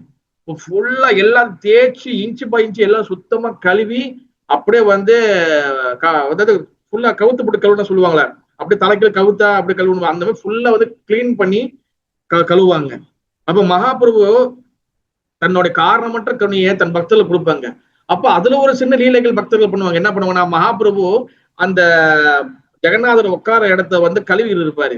அப்ப அந்த கழுவி இருக்கிற இடத்துல பக்தர்கள் வந்து தண்ணி ஊத்துவாங்க. மகாபிரபு தேய்ச்சி இருப்பாரு, பக்தர்கள் தண்ணி ஊத்துவாங்க. அப்ப இவங்க என்ன பண்ணுவாங்கன்னா, மகாபிரபுவோடைய கால்ல சில பேர் தண்ணி ஊத்துவாங்க. மகாபிரபு கால்ல வரக்கூடிய அந்த தண்ணி என்ன பண்ணுவாங்க, பக்தர்கள் உட்கார்ந்து அங்க உட்கார்ந்து அவரோட கால் தண்ணியை குடிப்பாங்க. இந்த மாதிரிலாம் பக்தர்கள் வந்து சில பேர் வந்து இந்த மாதிரி வந்து மறைமுகமா அவரோட கருணை எடுக்கிறதுக்கு முயற்சி பண்ணுவாங்க. ஆனா மெயினா வந்து எல்லா வகையான கல்லு, என்னென்ன முள்ளு, என்னென்ன கச்சரா இருக்கும் எல்லாத்தையும் ஃபுல்லா டெம்பிள் ஃபுல்லா கிளியர் பண்ணுவாரு. அப்ப இது என்ன அர்த்தம்னா, அந்த டெம்பிள் வந்து குண்டிஜா டெம்பிள் அது நம்மளுடைய இருதயம். ஜெகநாதர் வந்து அங்க உட்கார போறாரு. அப்போ பகவான் நம்மளுடைய இருதயத்துல உட்காரணும். அப்ப அந்த டெம்பிள் இருக்கக்கூடிய அந்த அழுக்கு, அந்த கச்சரெல்லாம் இருக்குல்ல, அந்த அழுக்கெல்லாம் இருக்குல்ல, அது வந்து என்னதுன்னா நம்மளுடைய மனசுல, நம்மளுடைய இருதயத்துல இருக்கக்கூடிய அழுக்குகள், தேவையில்லாத கோபம், தேவையில்லாத என்ன சொல்றது, பேராசை, பொறாமை, அகங்காரம், காம இச்சை, பழி வாங்குற உணர்ச்சி, வெறுப்பு, விருப்பு, அப்புறம் அட்டாச்மெண்ட், பற்றுதல், இந்த மாதிரி எக்கச்சக்கமான பௌதிக அழுக்குகள் நம்மளோட இருதயத்துல வந்து ரொம்ப வந்து படிஞ்சிருக்கு. அப்ப இத வந்து நம்ம வந்து சுத்தம் பண்ணாதான் பகவான் உள்ளுக்குள்ள வருவாரு. அப்ப இந்த காட்சியை தான் வந்து மகாபிரபு வெளியில வந்து குண்டிஜா மர்ஜன் லீலையா காட்டுறாங்க. அப்ப அந்த டெம்பிள் சுத்தம் பண்ணிடுறது, அது வந்து என்னதுன்னா ஒரு சும்மா கதை மட்டும் கேட்கறது இல்ல. ஒரு டெம்பிள் சுத்தம் பண்ணாங்க அதான் குண்டிஜா இல்ல, அந்த டெம்பிள் சுத்தம் பண்றது வந்து நம்மளுக்கு இருதயம் சுத்தம் பண்ணணும். அப்ப ஒரு இடத்துல மகாபிரபு சொன்னல, மகாபிரபு எப்படி வந்து ஒரு இன்ச்சியா எல்லா இடத்துலயும் சுத்தமா வந்து கழுவி எடுக்கிறாரு. அப்ப நம்ம இருதயத்துல எல்லா வகையான அழுக்கையும் சுத்தமா போட்டு கழுவி எடுக்கணும். அப்பதான் பகவான் வந்து உள்ளுக்குள்ள வந்து உட்காருவாரு. பகவான் உள்ளுக்குள்ள வரும்னா அந்த இடம் வந்து அழகா, ரொம்ப வாசனையா, ரொம்ப அப்படியே வந்து நறுமணமா, ரொம்ப நல்ல நல்ல ஒரு ஃப்ரெக்ரன்ஸ், நல்ல ஒரு வாசனையா இருக்கணும். இங்க வந்து நம்ம இருதயம் வந்து சாக்கடையாகவும் நாத்த பிடிச்சி இருந்துச்சுன்னா எப்படி பகவான் உள்ளுக்குள்ள வந்து உட்காருவாரு? அப்ப அந்த கௌரவமாச்சு என்ன சொல்றாங்கன்னா, அப்ப அந்த அழுக்கு வந்து என்னென்ன அழுக்கு? அப்ப வந்து அந்த அழுக்கு வந்து நம்ம என்ன சொல்லுவோம்னா அனார்த்தங்கள் சொல்லுவோம். அனார்த்தங்கள் என்னது? அர்த்தானா சொத்து, அர்த்தானா வந்து ஒரு சொத்து, ஒரு என்ன சொல்லுவாங்க, ஒரு லக்ஸரி சொல்லுவோம், நம்ம ஒரு சொத்துன்னு சொல்லுவோம். அதுல முன்னுக்கு அர்த்தம்னா அது சொத்து இல்ல, அது குப்பை, அது அப்படி அர்த்தம். அவ மனசுக்குள்ள பல வகையான குப்பைகள், பல வகையான அனார்த்தங்கள் உள்ளுக்குள்ள இருக்கு. அதுதான் வந்து பாத்தீங்கன்னா நம்ம வந்து வெளியே எடுக்கணும். அப்ப என்னென்ன அனார்த்தங்கள் இருக்கு? நிறைய இருந்தாலும் அது முக்கியமா வந்து பாத்தீங்கன்னா 4 இருக்கு. அந்த 4 வந்து என்னது? ஒண்ணு வந்து பாத்தீங்கன்னா அசத் திருஷ்ணா, ரெண்டாவது இருதய துர்பல்யா, மூணாவது விசமய அபராதா, நாலாவது தத்துவ பிரம்மா. வந்து பாத்தீங்கன்னா என்னது, வந்து அனார்த்தம் வந்து பாத்தீங்கன்னா என்னது, அசத் திருஷ்ணா. அபராதம் வந்து பாத்தீங்கன்னா அசத் திருஷ்ணா. அசத் திருஷ்ணா வந்து என்னதுன்னா சட்னா நித்தியமானது, சட்னா நித்தியமானது, இட்டர்னல், நித்தியமா ஒரு பெர்மனண்டா இருக்கிறது சட். சட்னா என்ன அர்த்தம்னா டெம்பரவரி ஆனது, தற்காலிகமானது. அப்ப அசத் திருஷ்ணா என்ன அர்த்தம்னா தற்காலிகமான ஒரு விஷயத்தை தேடி நம்ம வந்து போறது. இது வந்து ஒரு வகையான அழுக்கு. என்ன தற்காலிகமானது? ஃபர்ஸ்ட் வந்து பாத்தீங்கன்னா என்னது, வந்து என்னதுன்னா தற்காலிகமானது நம்ம இந்த உடல், நம்ம ஆத்மா, நம்ம இது உடம்பு இல்ல, நம்ம ஆத்மா. அப்ப இந்த உடம்பு வந்து பாத்தீங்கன்னா இட்ஸ் டெம்பரவரியானது, ஓகேவா? ஆனா ஆத்மா அழிவில்லாது. நான் ஹண்ணியதே ஹண்ணியமானே சரீரை. அதாவது இந்த ஆத்மா வந்து இந்த உடம்பு அழிஞ்ச பிறகு நம்ம இறந்து போயிட்டோம் கிடையாது, நம்ம அப்படிதான் இருக்கிறோம். உடல்ல மட்டும்தான் நம்ம சாகுது, நம்ம வந்து அடுத்த பாடி நம்ம எடுத்துடுறோம். அப்ப இந்த டெம்பரவரியான அந்த உடம்புக்கு என்னென்ன என்ஜாய்மெண்ட், என்னென்ன பாவங்கள், என்னென்ன விஷயங்கள்லாம் சேருமோ அது எல்லாமே அசத் திருஷ்ணா. அப்ப இந்த உடம்போட என்ஜாய்மெண்ட்க்கு அதிகமா நம்ம வந்து போகக்கூடாது. ஆத்மாவுடைய விஷயத்துக்காக தான் நம்ம வந்து இந்த உழைக்கணும்.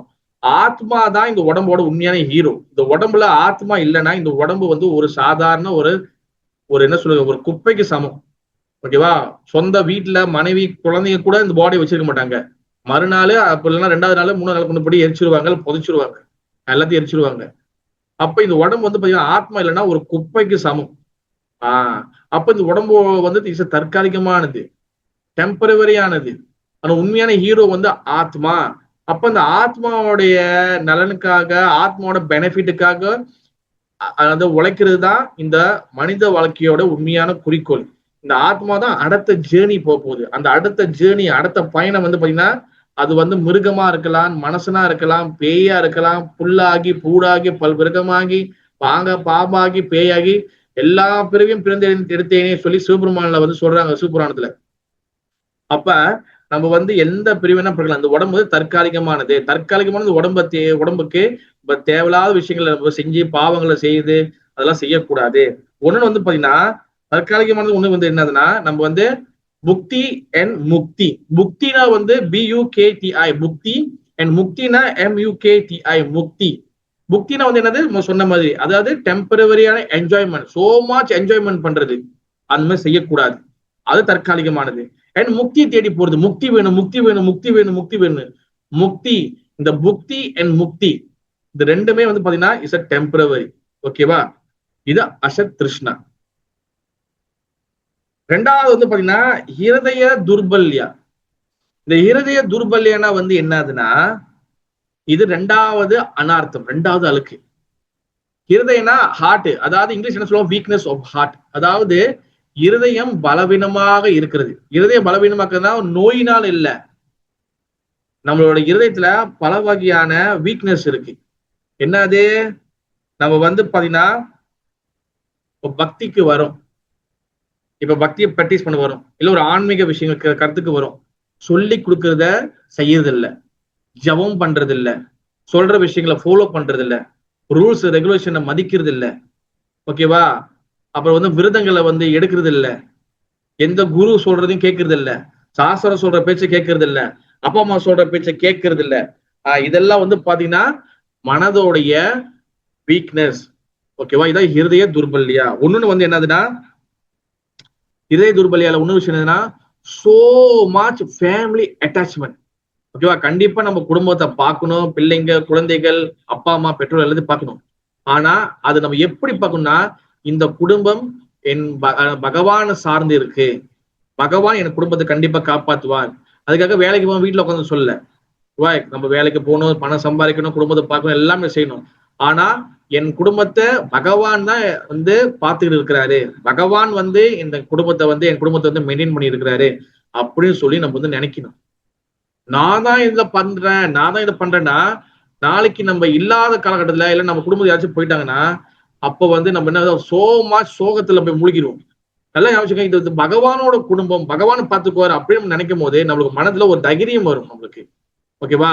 எது நடந்தாலும், எந்த துன்பங்கள் இருந்தாலும், யார் இருந்தாலும், யாரு போனாலும் கண்டிப்பா பகவானுடைய உலகத்துக்கு தான் போயிருப்பாங்க, பகவானுடைய கண்டிப்பா பகவான் காப்பாத்துவாரு, அவங்க இறந்து போனாலும் பகவானுடைய லோகத்துக்கு போயிருப்பாங்க, பகவான் சேவை செஞ்சிருக்காங்க. அப்ப குடும்பம் வந்து கிருஷ்ணரை மையப்படுத்தி கிருஷ்ணரை சென்டர் பாயிண்ட்ல வச்சு இருக்கணும். அந்த மாதிரி நம்ம வந்து பழகணுமே தவிர சோ மச் குடும்பத்து மீது அதிகமான பற்றுதல், பகவான் கடவுளை சாமி கும்பிடுறது இது பண்றதுல. ஆனா வந்து ஃபேமிலி பார்க்கும்போது என்ன அதிகமான குடும்ப பற்றுதல் வரும்போது அவ குடும்பத்தை ஏதாச்சும் ஒரு பிரச்சனைகளோ இல்ல யாராச்சும் தவறி போகும்போது இறந்து போகும்போது அதிகமான சோகத்துல போய் நம்ம மூழ்கி போயிடுவோம். நல்லா ஞாபகம் வச்சுங்க, இந்த உலகத்துல யாரும் கடைசி வரைக்கும் நம்ம கூட வரப்போவது கிடையாது. யாருமே கடைசி வரைக்கும் என்னது கூட ஃபுல்லா வந்து என் மனைவி என் கூட வரைக்கும் என்னதே வருவா, என் கணவர் என் கூட வரைக்கும் கடைசி வரைக்கும் வருவாரு, என் பிள்ளை வரும், என் கூட இருக்க வீட்டுல வளர்க்க பப்பி வரும், இது எதுவுமே வராது. ஓகேவா? எல்லாம் தனியாக வந்தோம், தனியாக கிளம்பி போகணும். இதுதான் ரியாலிட்டி. இப்ப இந்த ரியாலிட்டி, கிரவுண்ட் ரியாலிட்டி வந்து புரிஞ்சிக்காம சோ மச் ஃபேமிலி அட்டாச்மெண்ட் இருக்கும் போது என்ன ஆகுது, நம்ம இருதய துர்பல்யா. ஓகேவா? அதாவது வந்து வீக்னஸ் ஆஃப் ஹார்ட். ஏதாச்சும் நடக்கும்போது மனசு வந்து அப்படியே டவுன் ஆயிரும். அதை என்ன பண்ணுவாங்க, சாமி கும்பிட மாட்டேன், இவ்வளவு நாள் கும்பிட என்ன இருக்கு, எங்க அப்பாவும் சாவடிச்சாரு. அதான் சொல்றாரு பகவான், சொல்றாரு ஜாதசிய திருவ மிருத்திய, திருவ ஜென்ம மிருத்தியச்ச, பிறந்தவன் இறந்து ஆகணும், இறந்தவன் மீண்டும் பிறந்தாகணும். ஓகேவா? எல்லாத்துக்கும் ஒரு கணக்கு இருக்கு. அப்ப பகவான் அது படி வந்து எல்லாருமே பகவானுடைய சக்திகள் அதுக்கு தகுந்த மாதிரி கரெக்டா வந்து அந்த கூட்ட வேலைகளை செஞ்சிருக்காங்க. இல்ல நான் 70 வயசுல எங்க அப்பா பென்ஷன் வாங்கினப்பதான் இறப்பாரு நினைச்சேன், 70 வயசு வரைக்கும் பிறகு இருப்புன்னு சொல்லி யாரு கேரண்டி கொடுத்தா? பகுதியில் எங்கேயாச்சும் கேரண்டி போட்டிருக்கா? கிடையாது. நம்மளுக்கு இறப்பு எப்ப வேணாலும் வரலாம். அது 7 வயசுல வரலாம், 17 வயசுல வரலாம், 27ல வரலாம், 57ல வரலாம், 77ல வரலாம், இல்ல 107ல கூட வரலாம். எந்த வகையான நம்மளுக்கு இறப்பு வரலாம்.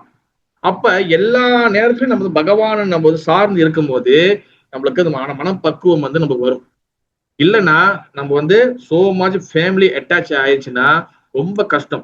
நீங்க ஃபேமிலி அட்டாச் அதிகமா இருந்துச்சுன்னா அதுல பிரச்சனை வரும்போது நான் அடிச்சு சொல்லுவேன், நிறைய இடத்துல ஆச்சாரியர்கள் சொல்லிக்காங்க, குருமார்கள் சொல்லிக்காங்க, ரிஜெக்ட் பண்றது என்ன தெரியுமா, திடீர்னு ஃபேமிலி ரொம்ப ரொம்ப அப்படியே வந்து ஒரு பாசமாகவும் உள்ள ஒரு ஒற்றுமையா இருக்கிறாங்க. ஓகேவா? திடீர்னு இந்த ஃபேமிலி எவ்வளவு பிரச்சனை வந்துச்சு, இல்ல ஒருத்தவங்க தவறி போயிட்டாங்க, மொத்தம் எடுத்தோடனே யார் மேல கோவம் வருது தெரியுமா? இனியில நான் சாமி கூப்பிட மாட்டேன், அதான் வரும். அதான் கிரவுண்ட் ரியாலிட்டி. எடுத்தோம் சாமி கும்பிட இல்ல, இனியில நான் போன் பார்க்க மாட்டேன், இல்ல நான் டிராமா பார்க்க மாட்டேன், இல்லையே நான் வந்து சாப்பிட மாட்டேன், இல்ல அது வராது.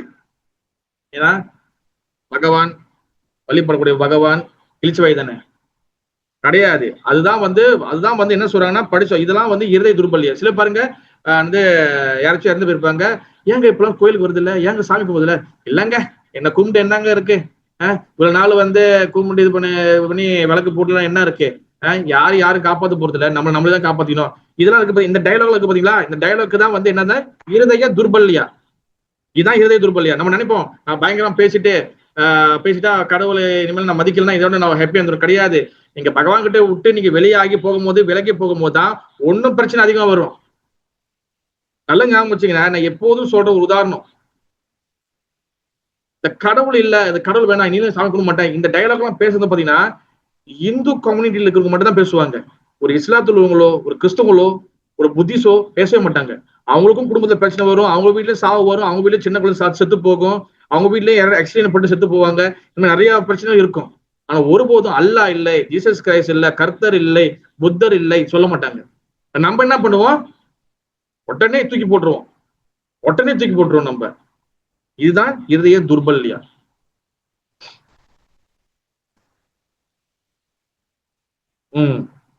இதுல இந்த இருதய துர்பல்யால இன்னொரு விஷயம் இருக்கு. அதாவது இப்ப குண்டிஜா மலை லீலையில மகாபிரபு அந்த நிறைய குப்பைகள், டஸ்ட் இதெல்லாம் எடுக்கிறாங்க. இப்ப அதெல்லாம் வந்து பாத்தீங்கன்னா பெரிய பெரிய குப்பைகள், பெரிய பெரிய மனசுல உள்ள அழுக்குகளுக்கு சமம், பெரிய பெரிய அனார்த்தங்களுக்கு சமம். நம்ம சொன்ன மாதிரி அசத்ருஷ்ணா, இறை துர்பல்யா, அபராதா, தத்துவம், இதெல்லாம் பெரிய பெரிய அழுக்குகள் நம்ம மனசுல இருக்கு. ஆனா அதுக்கு முன்னாடி நம்ம சொன்ன பாத்தீங்களா, மகாபிரபு அந்த பெரிய பெரிய குப்பைகளும் எடுத்துட்டா கூட சின்ன சின்ன குப்பைகளையும் வந்து அவர் வந்து எடுக்கிறாருன்னு. சின்ன சின்ன குப்பையும் விடக்கூடாது, எல்லாத்தையும் சுத்தமா தொடச்சி எடுங்க சொல்றாருல்ல. அப்ப இதயத்துல பெரிய பெரிய அழுக்குகள் போனாலும் சின்ன சின்ன அனார்த்தங்கள் உள்ளுக்குள்ள இருக்கும். அது வந்து இந்த இருதய துர்பல்ய கீழே வந்து வருது. சின்ன சின்ன அனார்த்தங்கள் வந்து என்னதுன்னா குட்டி நாட்டி. ஓகேவா, எழுதிக்கங்க. யாச்சும் வேணா எழுதிங்க. குட்டி நாட்டி, KUTINATI, குட்டி நாட்டி என் கபடியா. குட்டி நாட்டி அப்படின்னா வந்து என்னதுன்னா, குட்டி நாட்டி என் கபடியா வந்து என்னதுன்னா என்ன அர்த்தம்னா, இது வந்து பாத்தீங்கன்னா இது வந்து சமஸ்கிருதம். இது வந்து என்ன டூப்ளிசிட்டி. ஓகேவா, டூப்ளிசிட்டினா என்னதுன்னா என்ன சொல்றது, கபடத்தனமா நடந்துக்கிறது, பொய்யா நடந்துக்கிறது. வெளியே ஒரு வேஷம், உள்ளுக்குள்ள வேஷம். இதெல்லாம் வந்து உள்ளுக்குள்ள சூட்சமா உள்ளுக்குள்ள இருக்கும். ஓகேவா, உதாரணத்துக்கு வெளியில வந்து எல்லாருக்கிட்டையும் வந்து நம்ம வந்து சொல்லுவோம், எல்லாருக்கிட்டையும் நீங்க வந்து ஒற்றுமையா இருக்கணும், எல்லாருக்கிட்டையும் நீங்க வந்து நல்லா பேசணும், அவங்க எதிரியா இருந்தா கூட உங்களை எதிர்த்தாப்படி வந்தா அவங்களுக்கு வந்து நீங்க அறிக்கை சொல்லணும், நீ வணக்கம் சொல்லணும்னு. ஆனா அவங்க என்ன பண்ணுவாங்க, அவங்களுக்கு அது நடக்கும் போது அது செய்ய மாட்டாங்க. என்ன பண்ணுவாங்க, அவங்க தெரியாம போயிடுவாங்க. இது வந்து என்ன, வெளியில ஒரு வேஷம், உள்ளுக்குள்ள ஒரு வேஷம். அதே போல உதாரணத்துக்கு இப்ப வந்து பகவான் கிட்ட வந்து கேட்கறாங்க வச்சுக்கலாம், பகவானே எனக்கு கருணை கூட, எனக்கு இது பண்ணு இது பண்ணுன்னு கேட்கறது. இல்ல ஒரு குரு வந்திருக்கிறாரு, குருதேவா அண்ணதே எனக்கு இந்த மாதிரி எனக்கு இது வந்து எனக்கு கருணை கொடுங்க, இந்த மாதிரி கருணை கொடுங்க, இந்த மாதிரி கருணை கொடுங்க கேட்கறது. ஆனா உள்ளுக்குள்ள வந்து பாத்தீங்கன்னா இந்த சைடு குரு கிளம்பி போன பிறகு இந்த சைடு என்ன பண்றது, குரு சொல்ற பேச்ச கேட்கறது இல்ல, டெம்பிளுக்கு வரது இல்ல, சேவிஸ் பண்றது இல்ல, புக்கு படிக்கிறது இல்ல, சாண்டிங் பண்றது இல்ல, எந்த சேவிஸ் கொடுத்தாலும் எஸ்கேப் ஆகி போயிருது. அதாவது சேவையை செய்யறதுக்கு அறிவை யூஸ் பண்ணுங்கன்னா, சேவையிலேருந்து எப்படி எஸ்கேப் ஆகுதுன்னு அறிவை யூஸ் பண்றது.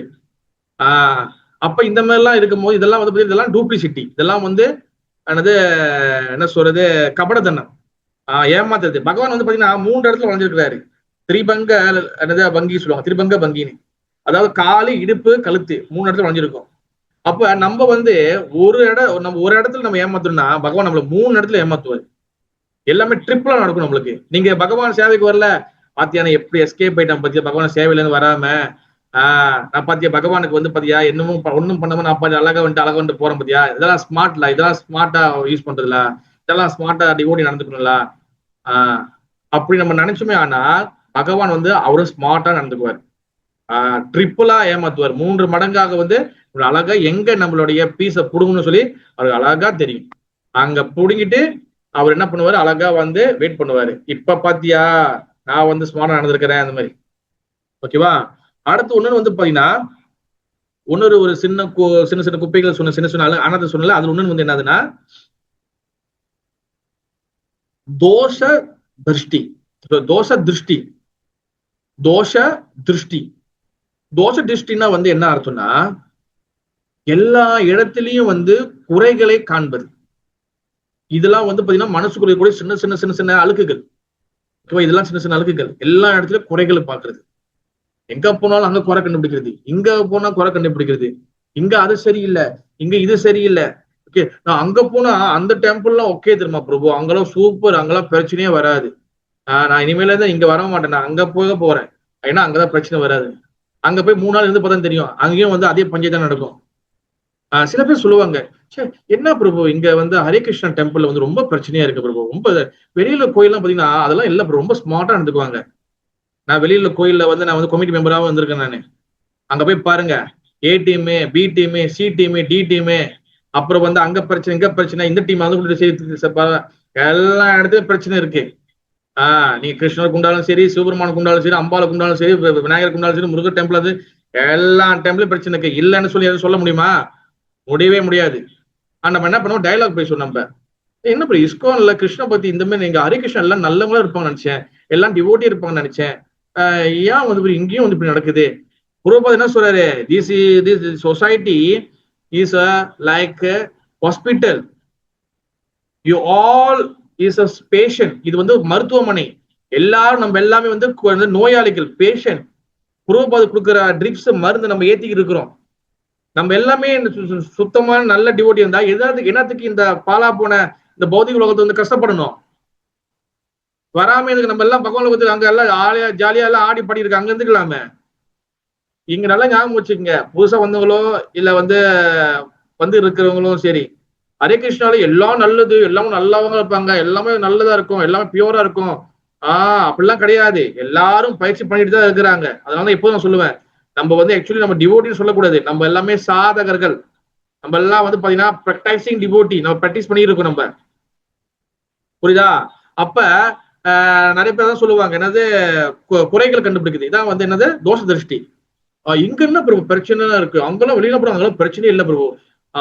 இங்க பிரச்சனை பாருங்க, எல்லா இடத்துலயும் பிரச்சனை இருக்கு. ஓகேவா? எல்லா இடத்துலயும் பிரச்சனை இருக்கு, பிரச்சனை இல்லாத கிடையாது. மாயாப்பூர்ல கூட பிரச்சனை பார்க்கலாம், ஸ்மார்ட்டா இருக்கும். நீங்க மாயாப்பூர் உள்ள போய் பாருங்க, அங்க பெரிய temple, big problem, small temple, small problem இருந்துட்டே இருக்கும். ஏன்னா இது கலியுகத்தோடைய இது நேச்சர், எல்லா இடத்துலயும் பிரச்சனை இருக்கும் நம்மளுக்கு.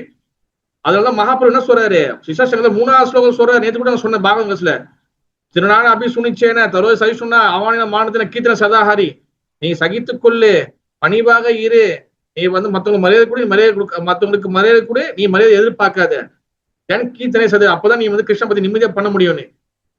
இது தெரியாம மகாபுரு சொல்லிட்டு போனாரு? கிடையாது. மகாபுரு சொல்றது இது 100% கிடையாது. நம்ம வந்து பணிவாக இருக்கணும், மத்தவங்களுக்கு மரியாதை கொடுக்கணும், மரியாதை எதிர்பார்க்க கூடாது, பிறகு வந்து சகிப்பு தன்மை வளர்த்துக் கொள்ளணும். இந்த 3 வளர்த்துக்காத வரைக்கும் நம்ம கிருஷ்ண பத்தி நிம்மதியா போவே முடியாது நம்ம. ஏன்னா கலியுகத்துல வந்து பல பிரச்சனைகள் நடக்கும். ஓகேவா? அப்ப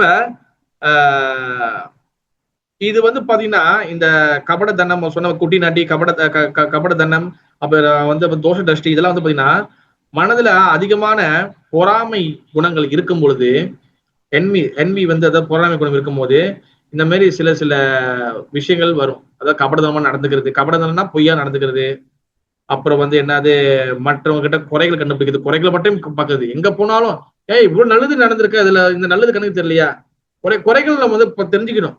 அப்புறம் பக்தி சித்தாந்த சாஸ்திரி சரி தக்கு சில புரோபா என்ன சொல்லுவாருன்னா, அதாவது உன்னைய வந்து புகழ்ந்து பேசணுடைய உன்னுடைய குறைகள் சொல்லணும் பக்கத்து வச்சுக்கணும். அது ஆக்சுவலி அது கரெக்ட். அது ஓகேவா? நம்ம கிட்ட ஒருத்தவங்க சொல்றாங்க, ஒரு தவறு சொல்றாங்க, பிரபு இது பண்ணக்கூடாது, பிரபு இது இருக்குன்னா ஓகே, அதை கேட்டுக்கணும். அவங்க மேல போய் பாயக்கூடாது. ஓகேவா? ஒரு சொல்றாங்க, கேட்டுக்கணும். அது நல்லதா இருந்தா நீங்க மாத்திக்கலாம், இல்ல சும்மா சாதாரண அவங்க வந்து தேவையில்லாம சொல்றாங்கன்னா அது விட்டுறலாம், முடிஞ்சு. ஓகேவா? ஒண்ணுன்னு வந்து இது வந்து என்னதுன்னா எல்லா இடத்துலயும் குறைகளை மட்டுமே கண்டுபிடிக்கிறது. இங்க என்ன குறை, இன்னைக்கு என்ன நடக்குதுன்னு பாக்குறேன், இன்னைக்கு பாக்குறேன் என்ன பண்ண போறாங்கன்னு. இதெல்லாம் வந்து குறைகள் கண்டுபிடிக்கிறதுக்கு உண்டான பார்வைகள், தோஷ திருஷ்டி, இதெல்லாம் வந்து அழுக்குகள். ஓகேவா? அப்புறம் வந்து என்னதுன்னா லாப பூஜா பிரதிஷ்டா, இந்த 3 விஷயம். அடுத்து இதெல்லாம் வந்து என்னது, லாப பூஜா பிரதிஷ்டா. லாப பூஜை பிரதிஷ்டானா வந்து என்னதுன்னா, லாபனா என்னது, லாபனா வந்து என்னதுன்னா லாபம், அதாவது தமிழ்ல லாபம் தான். அதாவது வந்து என்னதுன்னா நேம் ஃபேம் அண்ட் எடோரேஷன் சொல்லுவாங்க. ஓகேவா?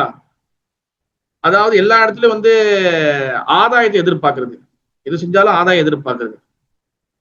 பூஜைனா வந்து வந்து என்ன ஆகுதுன்னா, உங்களுக்கு வந்து எப்போதும் வந்து உங்களுக்கு வந்து புகழ்ந்து பேசிக்கிட்டே இருக்கணும், புகழ்ந்து பேசிட்டே இருக்கணும், உங்களுக்கு ஐஸ் வைக்கணும். எப்போதும் வந்து என்ன சொல்றது, உங்களுக்கு வந்து என்ன சொல்றது, உங்களை பத்தியே நினைக்கணும். ஓ, என்னை பத்தி யாரும் நினைக்க மாட்டாங்க, அப்ப இங்க இருந்து எனக்கு என்ன இது, அப்ப உங்களை பத்தி நம்மளை பத்தி நம்ம நினைக்கணும். இதான் பூஜா. அதாவது வந்து உங்களை பத்தி புகழ்ந்து பேசிட்டே இருக்கணும், உங்களை புகழ்ந்து புகழ்ந்து புகழ்ந்து ஐஸ் வச்சுட்டே இருக்கணும். இதான் பூஜா. பிரதிஷ்டானா வந்து என்னது, புகழ்ச்சி. புகழ்ச்சினா வந்து என்னதுன்னா, நீங்க ஒண்ணு சின்னதை செஞ்சீங்களா நல்லா பாராட்டணும். இதெல்லாம் வந்து பாராட்டை எதிர்பார்க்கறது. என்னது, இன்னைக்கு நல்லா சமைச்சிருக்கேன், இன்னைக்கு யாருமே சமையல வந்து யாரும் நல்லா சொல்லவே இல்லை, நீங்க நல்லா பாடணும், பயங்கரமா டெம்பிள்ல கீர்த்தனை, யாருமே என்ன பாராட்டல, நல்லா கிளாஸ் கொடுத்தேன், யாரும் என்ன பாராட்டல. இந்த பாராட்டை எதிர்பார்க்கறது. இதெல்லாம் வந்து பாத்தீங்கன்னா சூட்சமா சின்ன உள்ளுக்குள்ள இருக்கக்கூடிய சில அனார்த்தங்கள், இதெல்லாம் அழுக்குகள். ஓகேவா? பேரு புகழ், அப்புறம் வந்து என்னது, பேரு புகழ், அப்புறம் வந்து பாத்தீங்கன்னா நம்மளை வந்து வழிபடணும், நம்மளை வந்து பாராட்டி பேசணும். இதெல்லாம் வந்து லாப பூஜை பிரதிஷ்டா. இதெல்லாம் வந்து அனார்த்தங்கள்.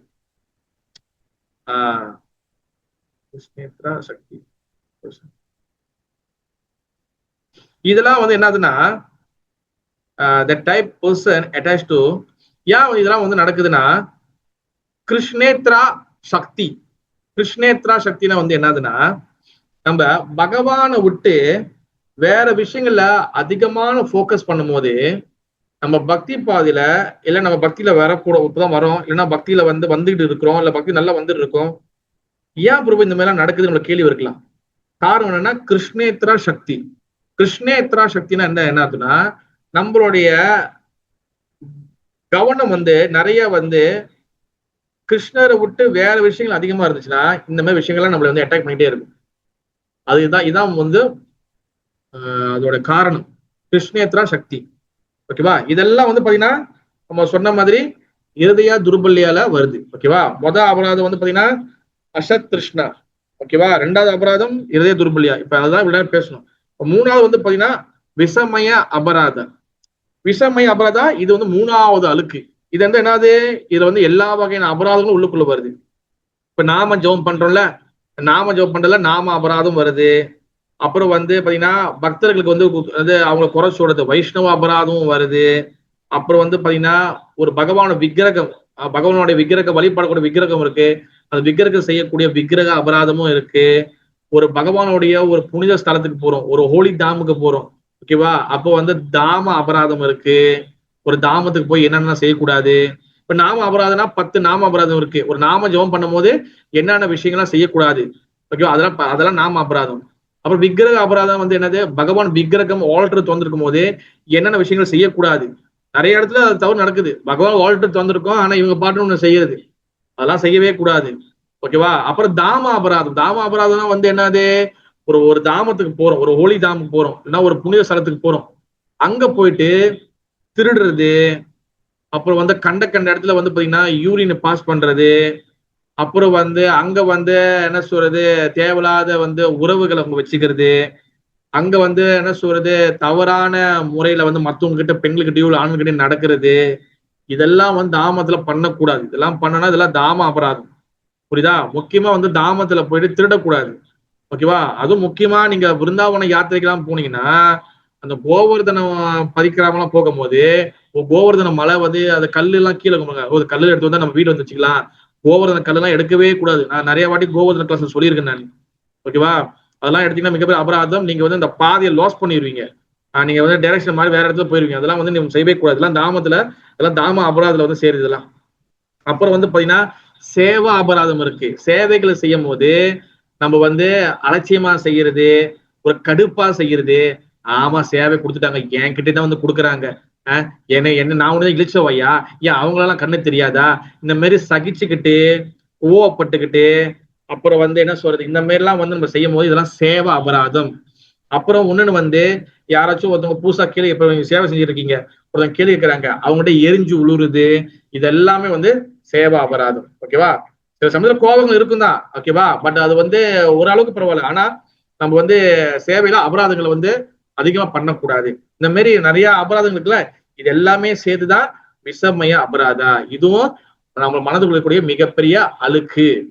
அடுத்து 4வது அனார்த்தம் வந்து என்னதுன்னா தத்துவ பிரம்மா.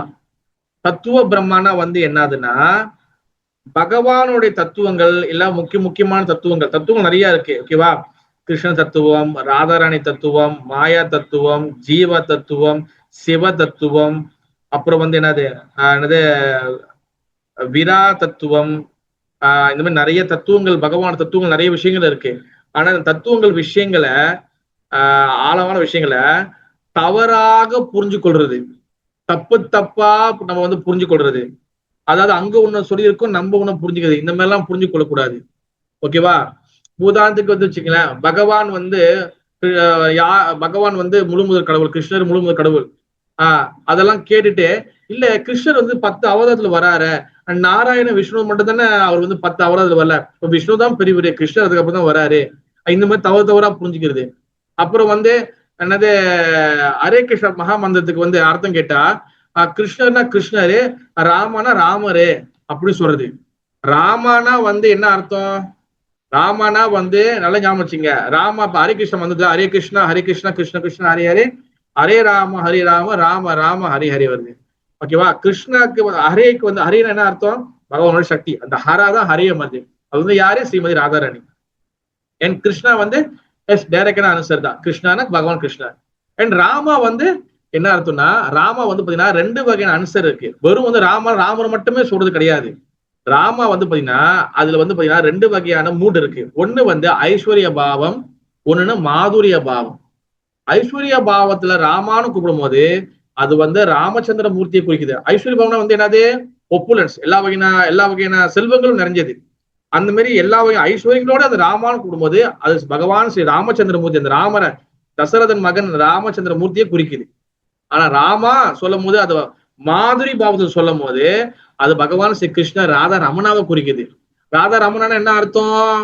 ராதா ரமணானா ராதா ராணிக்கு இன்பத்தை கொடுக்கக்கூடியவரே, அதான் Radha Ramana. who give happiness to Shrimati Radha Rani is Radha Ramana.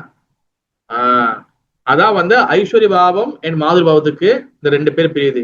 நம்ம என்ன சொல்றது, கிருஷ்ணான கிருஷ்ணா, ராமன ராமா, இந்த மாதிரி தவறாக நம்ம வந்து சொல்லக்கூடாது. இதெல்லாம் வந்து பாத்தீங்கன்னா தத்துவ பிரம்மா. ஓகேவா? அப்புறம் சிவபெருமான சிவதத்துவம் வரும்போது அறியும் சிவனும் ஒண்ணு, அறியாத வாயில மண்ணு ஒண்ணு. நம்ம ஹரிகிருஷ்ண டிவோட்டிஸ் வந்து இந்த மாதிரி நம்பர் 1 இருக்கிறாங்க. ஹரி சிவனும் ஒண்ணு, அறியாத வாயில மண்ணு. இது வந்து பாத்தீங்கன்னா இதுதான் வந்து பாத்தீங்கன்னா தத்துவ பிரம்மா, தவறாக புரிஞ்சுக்கிறது. சிவபெருமானே சொல்லியிருக்கிறாரு, ஆராதனாம் விஷ்ணு ஆராதனம் சர்வேஷாம் தஸ்மாட் பரந்தரம் தேவி ததிச்சான் சுசராட்சரம். ஏன்னா அதே என்ன சொல்றாரு, அதாவது தேவினா யாரு? பார்வதி தேவி. அந்த வழிபாடுல சிறந்த வழிபாடு பகவான் விஷ்ணு வழிபடுறதுதான் சிறந்தது. ஆனா அதுலயும் சிறந்தது தேவி, அவரோட பக்தர்களை வழிபடுறது இன்னும் சிறந்தது அப்படின்னு சொல்றாரு. ஓகேவா? சிவபெருமான் வந்து சாதாரண நபர் கிடையாது. அவர் வந்து யாரு? வைஷ்ணவானாம் யதா சம்போ. வைஷ்ணவர்கள் பகவான் வழிபடுறவங்கள வைஷ்ணவர்களும் சொல்லுவோம். நம்ம அந்த வைஷ்ணவர்கள் லிஸ்ட் போட்டா அதுல முதல் பேரு சிவபெருமான் பேர் தான் வரும். அப்ப இதெல்லாம் வந்து நம்ம கரெக்டா புரிஞ்சுக்கணும்.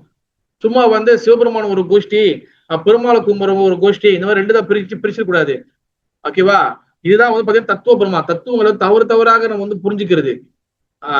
அப்ப இதெல்லாம் வந்து பாத்தீங்கன்னா எல்லாமே வந்து இதெல்லாம் சொன்னது வந்து 4 வந்து பாத்தீங்கன்னா அனார்த்தங்கள். இந்த அனார்த்தங்கள் தான் வந்து பாத்தீங்கன்னா நம்ம மனதில் இருக்கக்கூடிய மிகப்பெரிய அழுக்கு. இந்த அழுக்கு தான் வந்து மகாபிரபு என்ன பண்றாரு, டெம்பிள்ல சுத்தம் பண்றாரு. அப்ப டெம்பிள் வந்து நம்மளோட இருதயம், அங்க இருக்க குப்பைகள் வந்து நம்ம மனசுக்குள்ள இருக்கக்கூடிய அனார்த்தங்கள். அப்ப அங்க சுத்தம் பண்றால அதே பேரு நம்ம இருதயத்தை சுத்தம் பண்ணணும். அப்ப அங்க பகவான் வந்து உட்காருவாரு. அப்ப நம்ம மனசு ஒழுங்கா இருந்தாதான் பகவான் நம்முடைய இதயத்தை வந்து உட்காருவாரு. அப்ப இது எப்படி சுத்தம் பண்றது? டெவலப் ஃபேத், நம்பிக்கையை வளர்த்துக்கணும். இப்ப எப்படி இப்ப அழுக்குகளை பாத்துரும். இப்ப அழுகுகளை சுத்தம் பண்ணாங்களே, இப்ப வந்து பாருங்க, குச்சி வச்சு குத்துனாங்க, அப்புறம் வந்து கூட்டுனாங்க. அப்ப அதுக்கு ஒரு ஒரு ஒரு ஒரு இன்ஸ்ட்ருமெண்ட் பாய்ச்சாங்க. ஒரு ஒரு என்ன சொல்றது, அந்த ஒரு ஒரு ஒரு ஒரு இது பாய்ச்சாங்க பாருங்க, கூட்டுறது இதெல்லாம் பாய்ச்சாங்கல்ல. அப்ப நம்ம மனசுல அழுக்குகளை கூட்டுறதுக்கு என்ன என்ன பண்ணணும்? மனசுல அழுக்குகளை வெளியாக்குறதுக்கு என்ன பண்ணணும்? டெவலப் ஃபேத், நம்பிக்கை, ஸ்ரதா, நம்பிக்கை வந்து வளர்த்துக்கணும். யார் மேல? சாது சாஸ்திரா குரு வாக்கியா. சாஸ்திரா வந்து என்னது? சாஸ்திரங்கள் சொல்றத கேட்கணும். சாதுக்கள் வந்து யாரு? அந்த சாஸ்திரங்களை படிச்சு கரெக்டா ஃபாலோ பண்றவங்க சாதுக்கள். பிறகு குரு வந்து யாரு? நம்மளுடைய ஆன்மீக குரு. இவங்க சொல்றது 3 பேர் பேச்சும் ஒழுங்கா நம்ம கேட்கணும். அந்த சாஸ்திர அந்த அந்த ஸ்ரத்தா, அந்த நம்பிக்கை தான் வந்து பாத்தீங்கன்னா ஃபவுண்டேஷன். நம்பிக்கை தான் வந்து பாத்தீங்கன்னா அடித்தளம். அதான் ஆதாவ் ஸ்ரதா ததா சாது சங்கா பஜனக்கிரியா அநாத நிவர்த்தி நிஷ்டா ஆசக்தி உச்சி பாவா பிரேமா. இந்த 9 வகையான படிக்கட்டு பக்தியில. அது முதல் எங்கிருந்து ஆரம்பிக்குது? நம்பிக்கையிலேருந்து ஆரம்பிக்குது. நம்பிக்கையில ஆரம்பிச்சதான் நீங்க கிடைச்சா கிருஷ்ணனோட பிரேமை, கிருஷ்ணன் அன்பை தொட முடியும். கிருஷ்ணன் அன்பு அப்பதான் கிடைக்கும். அப்ப நம்பிக்கை இஸ் வெரி வெரி இம்பார்ட்டன்ட். ஓகேவா? அப்ப அந்த நம்பிக்கை வந்து ஸ்ரத்தா, தென் சத்சங்கா, தென் வந்து நம்பிக்கை வந்து என்னது எங்க வந்து வளரும்னா சத்சங்கத்துல. அப்ப எப்போதும் டிவோட் அசோசியேஷன்ல இருக்கட்டும். பக்தரோட சத்சங்கங்களுக்கு இப்ப நம்ம பண்றோம் பாத்தீங்கன்னா இதுதான் டிவோட் அசோசியேஷன். பக்தரோட சத்சங்கத்துல நம்ம இருக்கும் போது என்ன ஆகும்னா நம்ம வந்து அந்த நம்பிக்கை ஒன்னும் ஸ்ட்ராங்கா ஆகும். பிறகு நம்ம குரு பாத ஆசிரியா, குருவை வந்து நம்ம வந்து எடுத்துக்கணும். குருவை நம்ம அக்செப்ட் பண்ண, ஒரு குருவை நம்ம எடுத்துக்கணும். குருவை எடுத்துக்கும் போது தேன் நம்மளுக்கு வந்து பாத்தீங்கன்னா நம்பிக்கை ஒன்னும் வலுவாகும், ஒன்னும் ஸ்ட்ராங்கா ஆகும். ஓகேவா? அப்ப எப்போதுமே நம்ம வந்து அந்த தூய்மையான பக்தர்கள்கிட்டே இருந்து நம்ம ஹரிகதா வந்து நம்ம வந்து கேட்கணும். ஏன் வந்து நம்மளுக்கு அப்பதான் தத்துவங்கள் புரிய வரும். ஓகேவா? யாரு வந்து உண்மை பேசுறாங்க, அவங்க வந்து அவங்களோட பேச்சுகளை கேட்கணும். அது எப்படி கண்டுபிடிக்கிறது?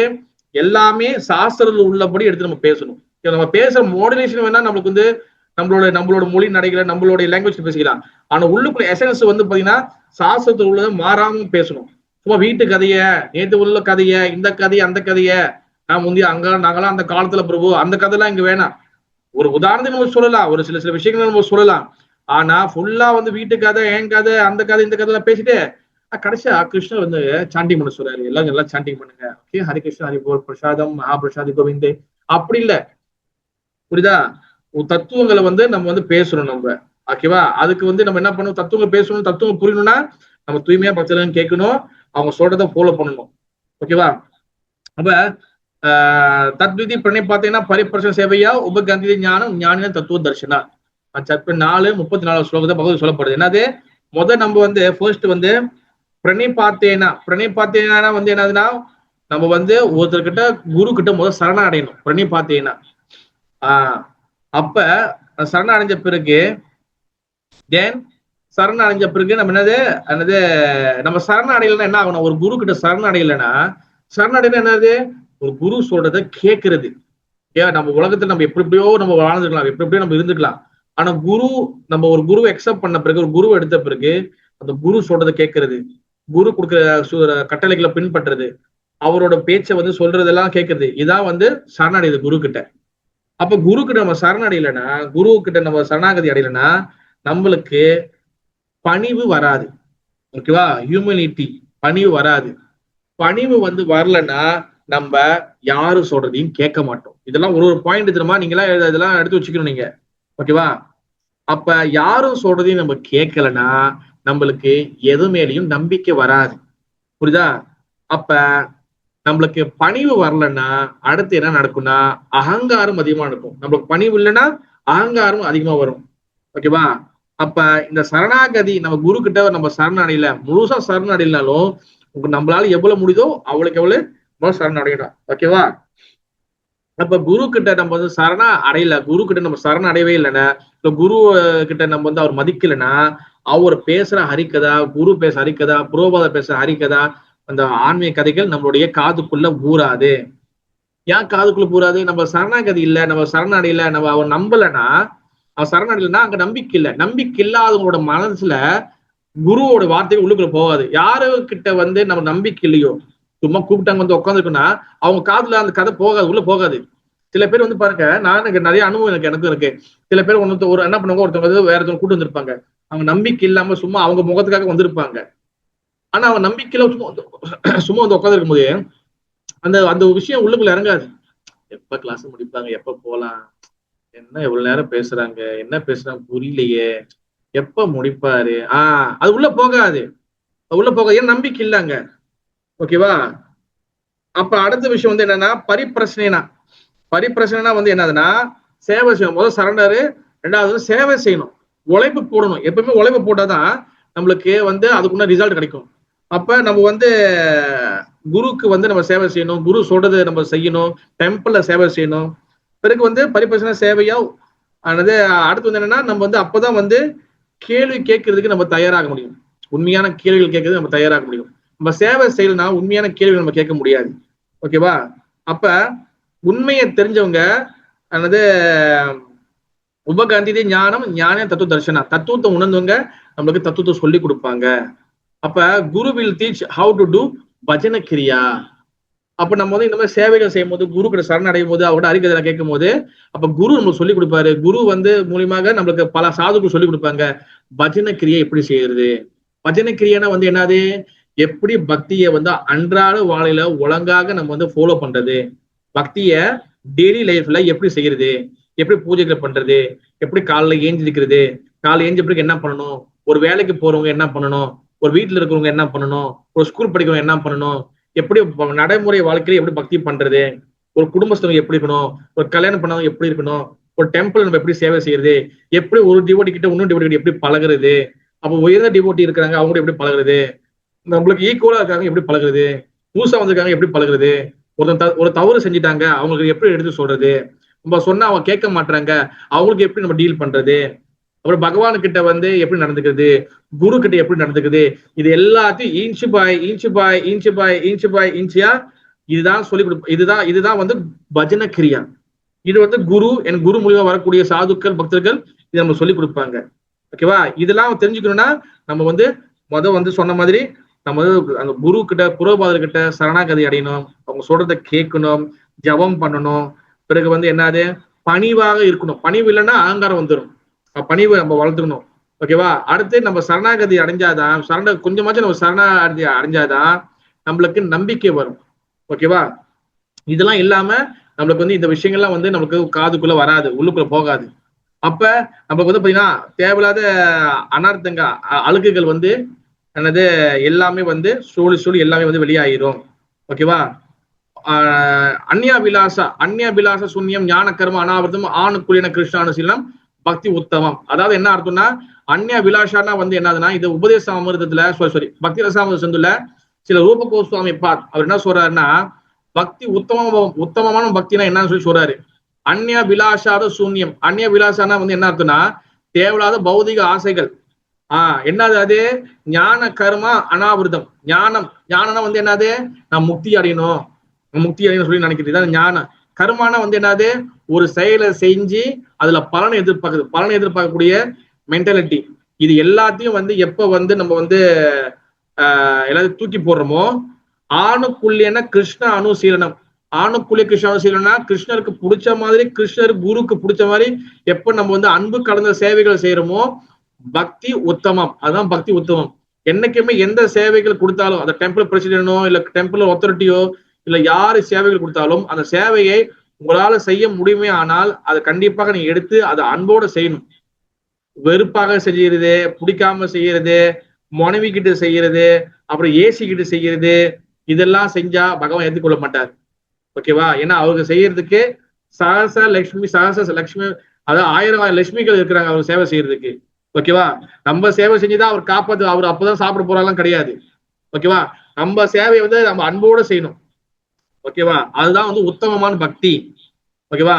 அப்ப end of my life I want to enjoy pure bhakta only if kevala bhakti. கேவலா பக்தினா வந்து என்னதுன்னா அதாவது வந்து நம்ம வந்து எதுவுமே எதிர்பார்க்காம பகவானுக்கு செய்யதான் கேவலா பக்தி.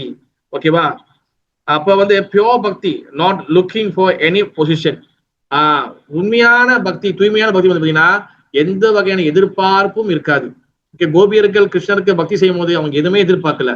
ஓகேவா? அந்த மாதிரி எதுவுமே எதிர்பார்க்காம தாச கோபி பிருத்து பாத கமலையே தாச அனுதாச எப்பவுமே நம்மளுடைய பாதையில நான் சேவகனா இருக்கணும் பகவானே இப்படின்னு நினைக்கிறதுதான் ஒரு பக்தருடைய மனநிலைமை.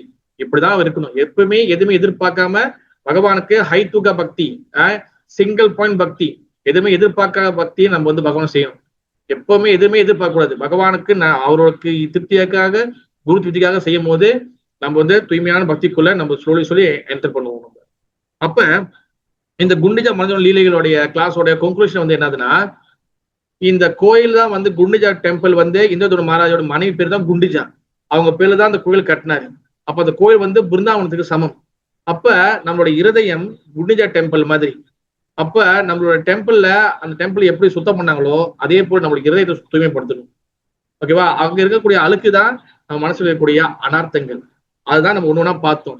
அப்ப சின்ன சின்ன அழுக்கு கூட இருக்கக்கூடாது மகாபுருஷர் சொல்றாரு. அதே போல நம்ம இருதயத்துல எல்லா வகையான அழுக்குகளும் எடுக்கணும். அது அழுக்குகள் எடுக்கிறதுனா என்ன பண்ணணும்? நம்ம வந்து ஃபர்ஸ்ட் வந்து நம்பிக்கை வளர்த்துக்கணும். யாரு மேல? சாது, சாஸ்திரா, குரு. ஓகேவா? பிறகு வந்து நம்ம வந்து சரணடையணும் குரு கிட்ட. அப்பதான் நம்பிக்கை, அப்பதான் வந்து பாத்தீங்கன்னா நம்ம வந்து நம்பிக்கை வரும். ஓகேவா? பிறகு நம்ம வந்து பணிவாக இருக்கணும். பணிவு இல்லைன்னா நமக்கு அகங்காரம் வரும். ஓகேவா? அப்ப பணிவு இருந்தாதான் நம்ம வந்து ஒருத்தவங்க சொல்றதை கேட்போம், குரு சொல்றதை கேட்போம். கேட்டாதான் நமக்கு நிறைய நாலேஜ் ஒண்ணு நிறைய கிடைக்கும். ஓகேவா? அப்பதான் எல்லா வகையான அழுக்குகள்லாம் வெளியாகும். ஓகேவா? அப்ப இதுதான் வந்து இந்த கிளாஸோட கன்க்ளூஷன். ஓகேவா? இதுதான் குண்டிஜா மர்ஜினல் லீலா. வெறும் கதை மட்டும் மகாபுரு சொல்லிட்டு போல, பகவான் சொல்லிட்டு போல, அந்த கதை மூலியமாக நம்மளுக்கு என்ன நடக்குது அதுதான் வந்து வெளியில காட்டுறாங்க. நம்மளுடைய இதயத்தில் தூய்மை அடைஞ்சாதான் இங்க பகவான் வந்து உட்காருவாரு. இதுதான் வந்து ஒரு காட்சியாக ஒரு என்ன சொல்லுவாங்க, ஒரு லீலையாக வெளியில செய்யறாங்க. புரியுதா? Thank you so much. ஜெய் ஸ்ரீ जगन्नाथ बल सुभद्रा महारानी की जय, राधा गोपाल जी की जय, गुंडिजा मर्जन लीला की जय, श्रीमन चैतन्य महाप्रभु की जय, श्रीला प्रभुपाद महाराज की निताय गौर प्रेमानंदे, हरि हरि बोल, जय श्रीला प्रभुपाद महाराज की जय।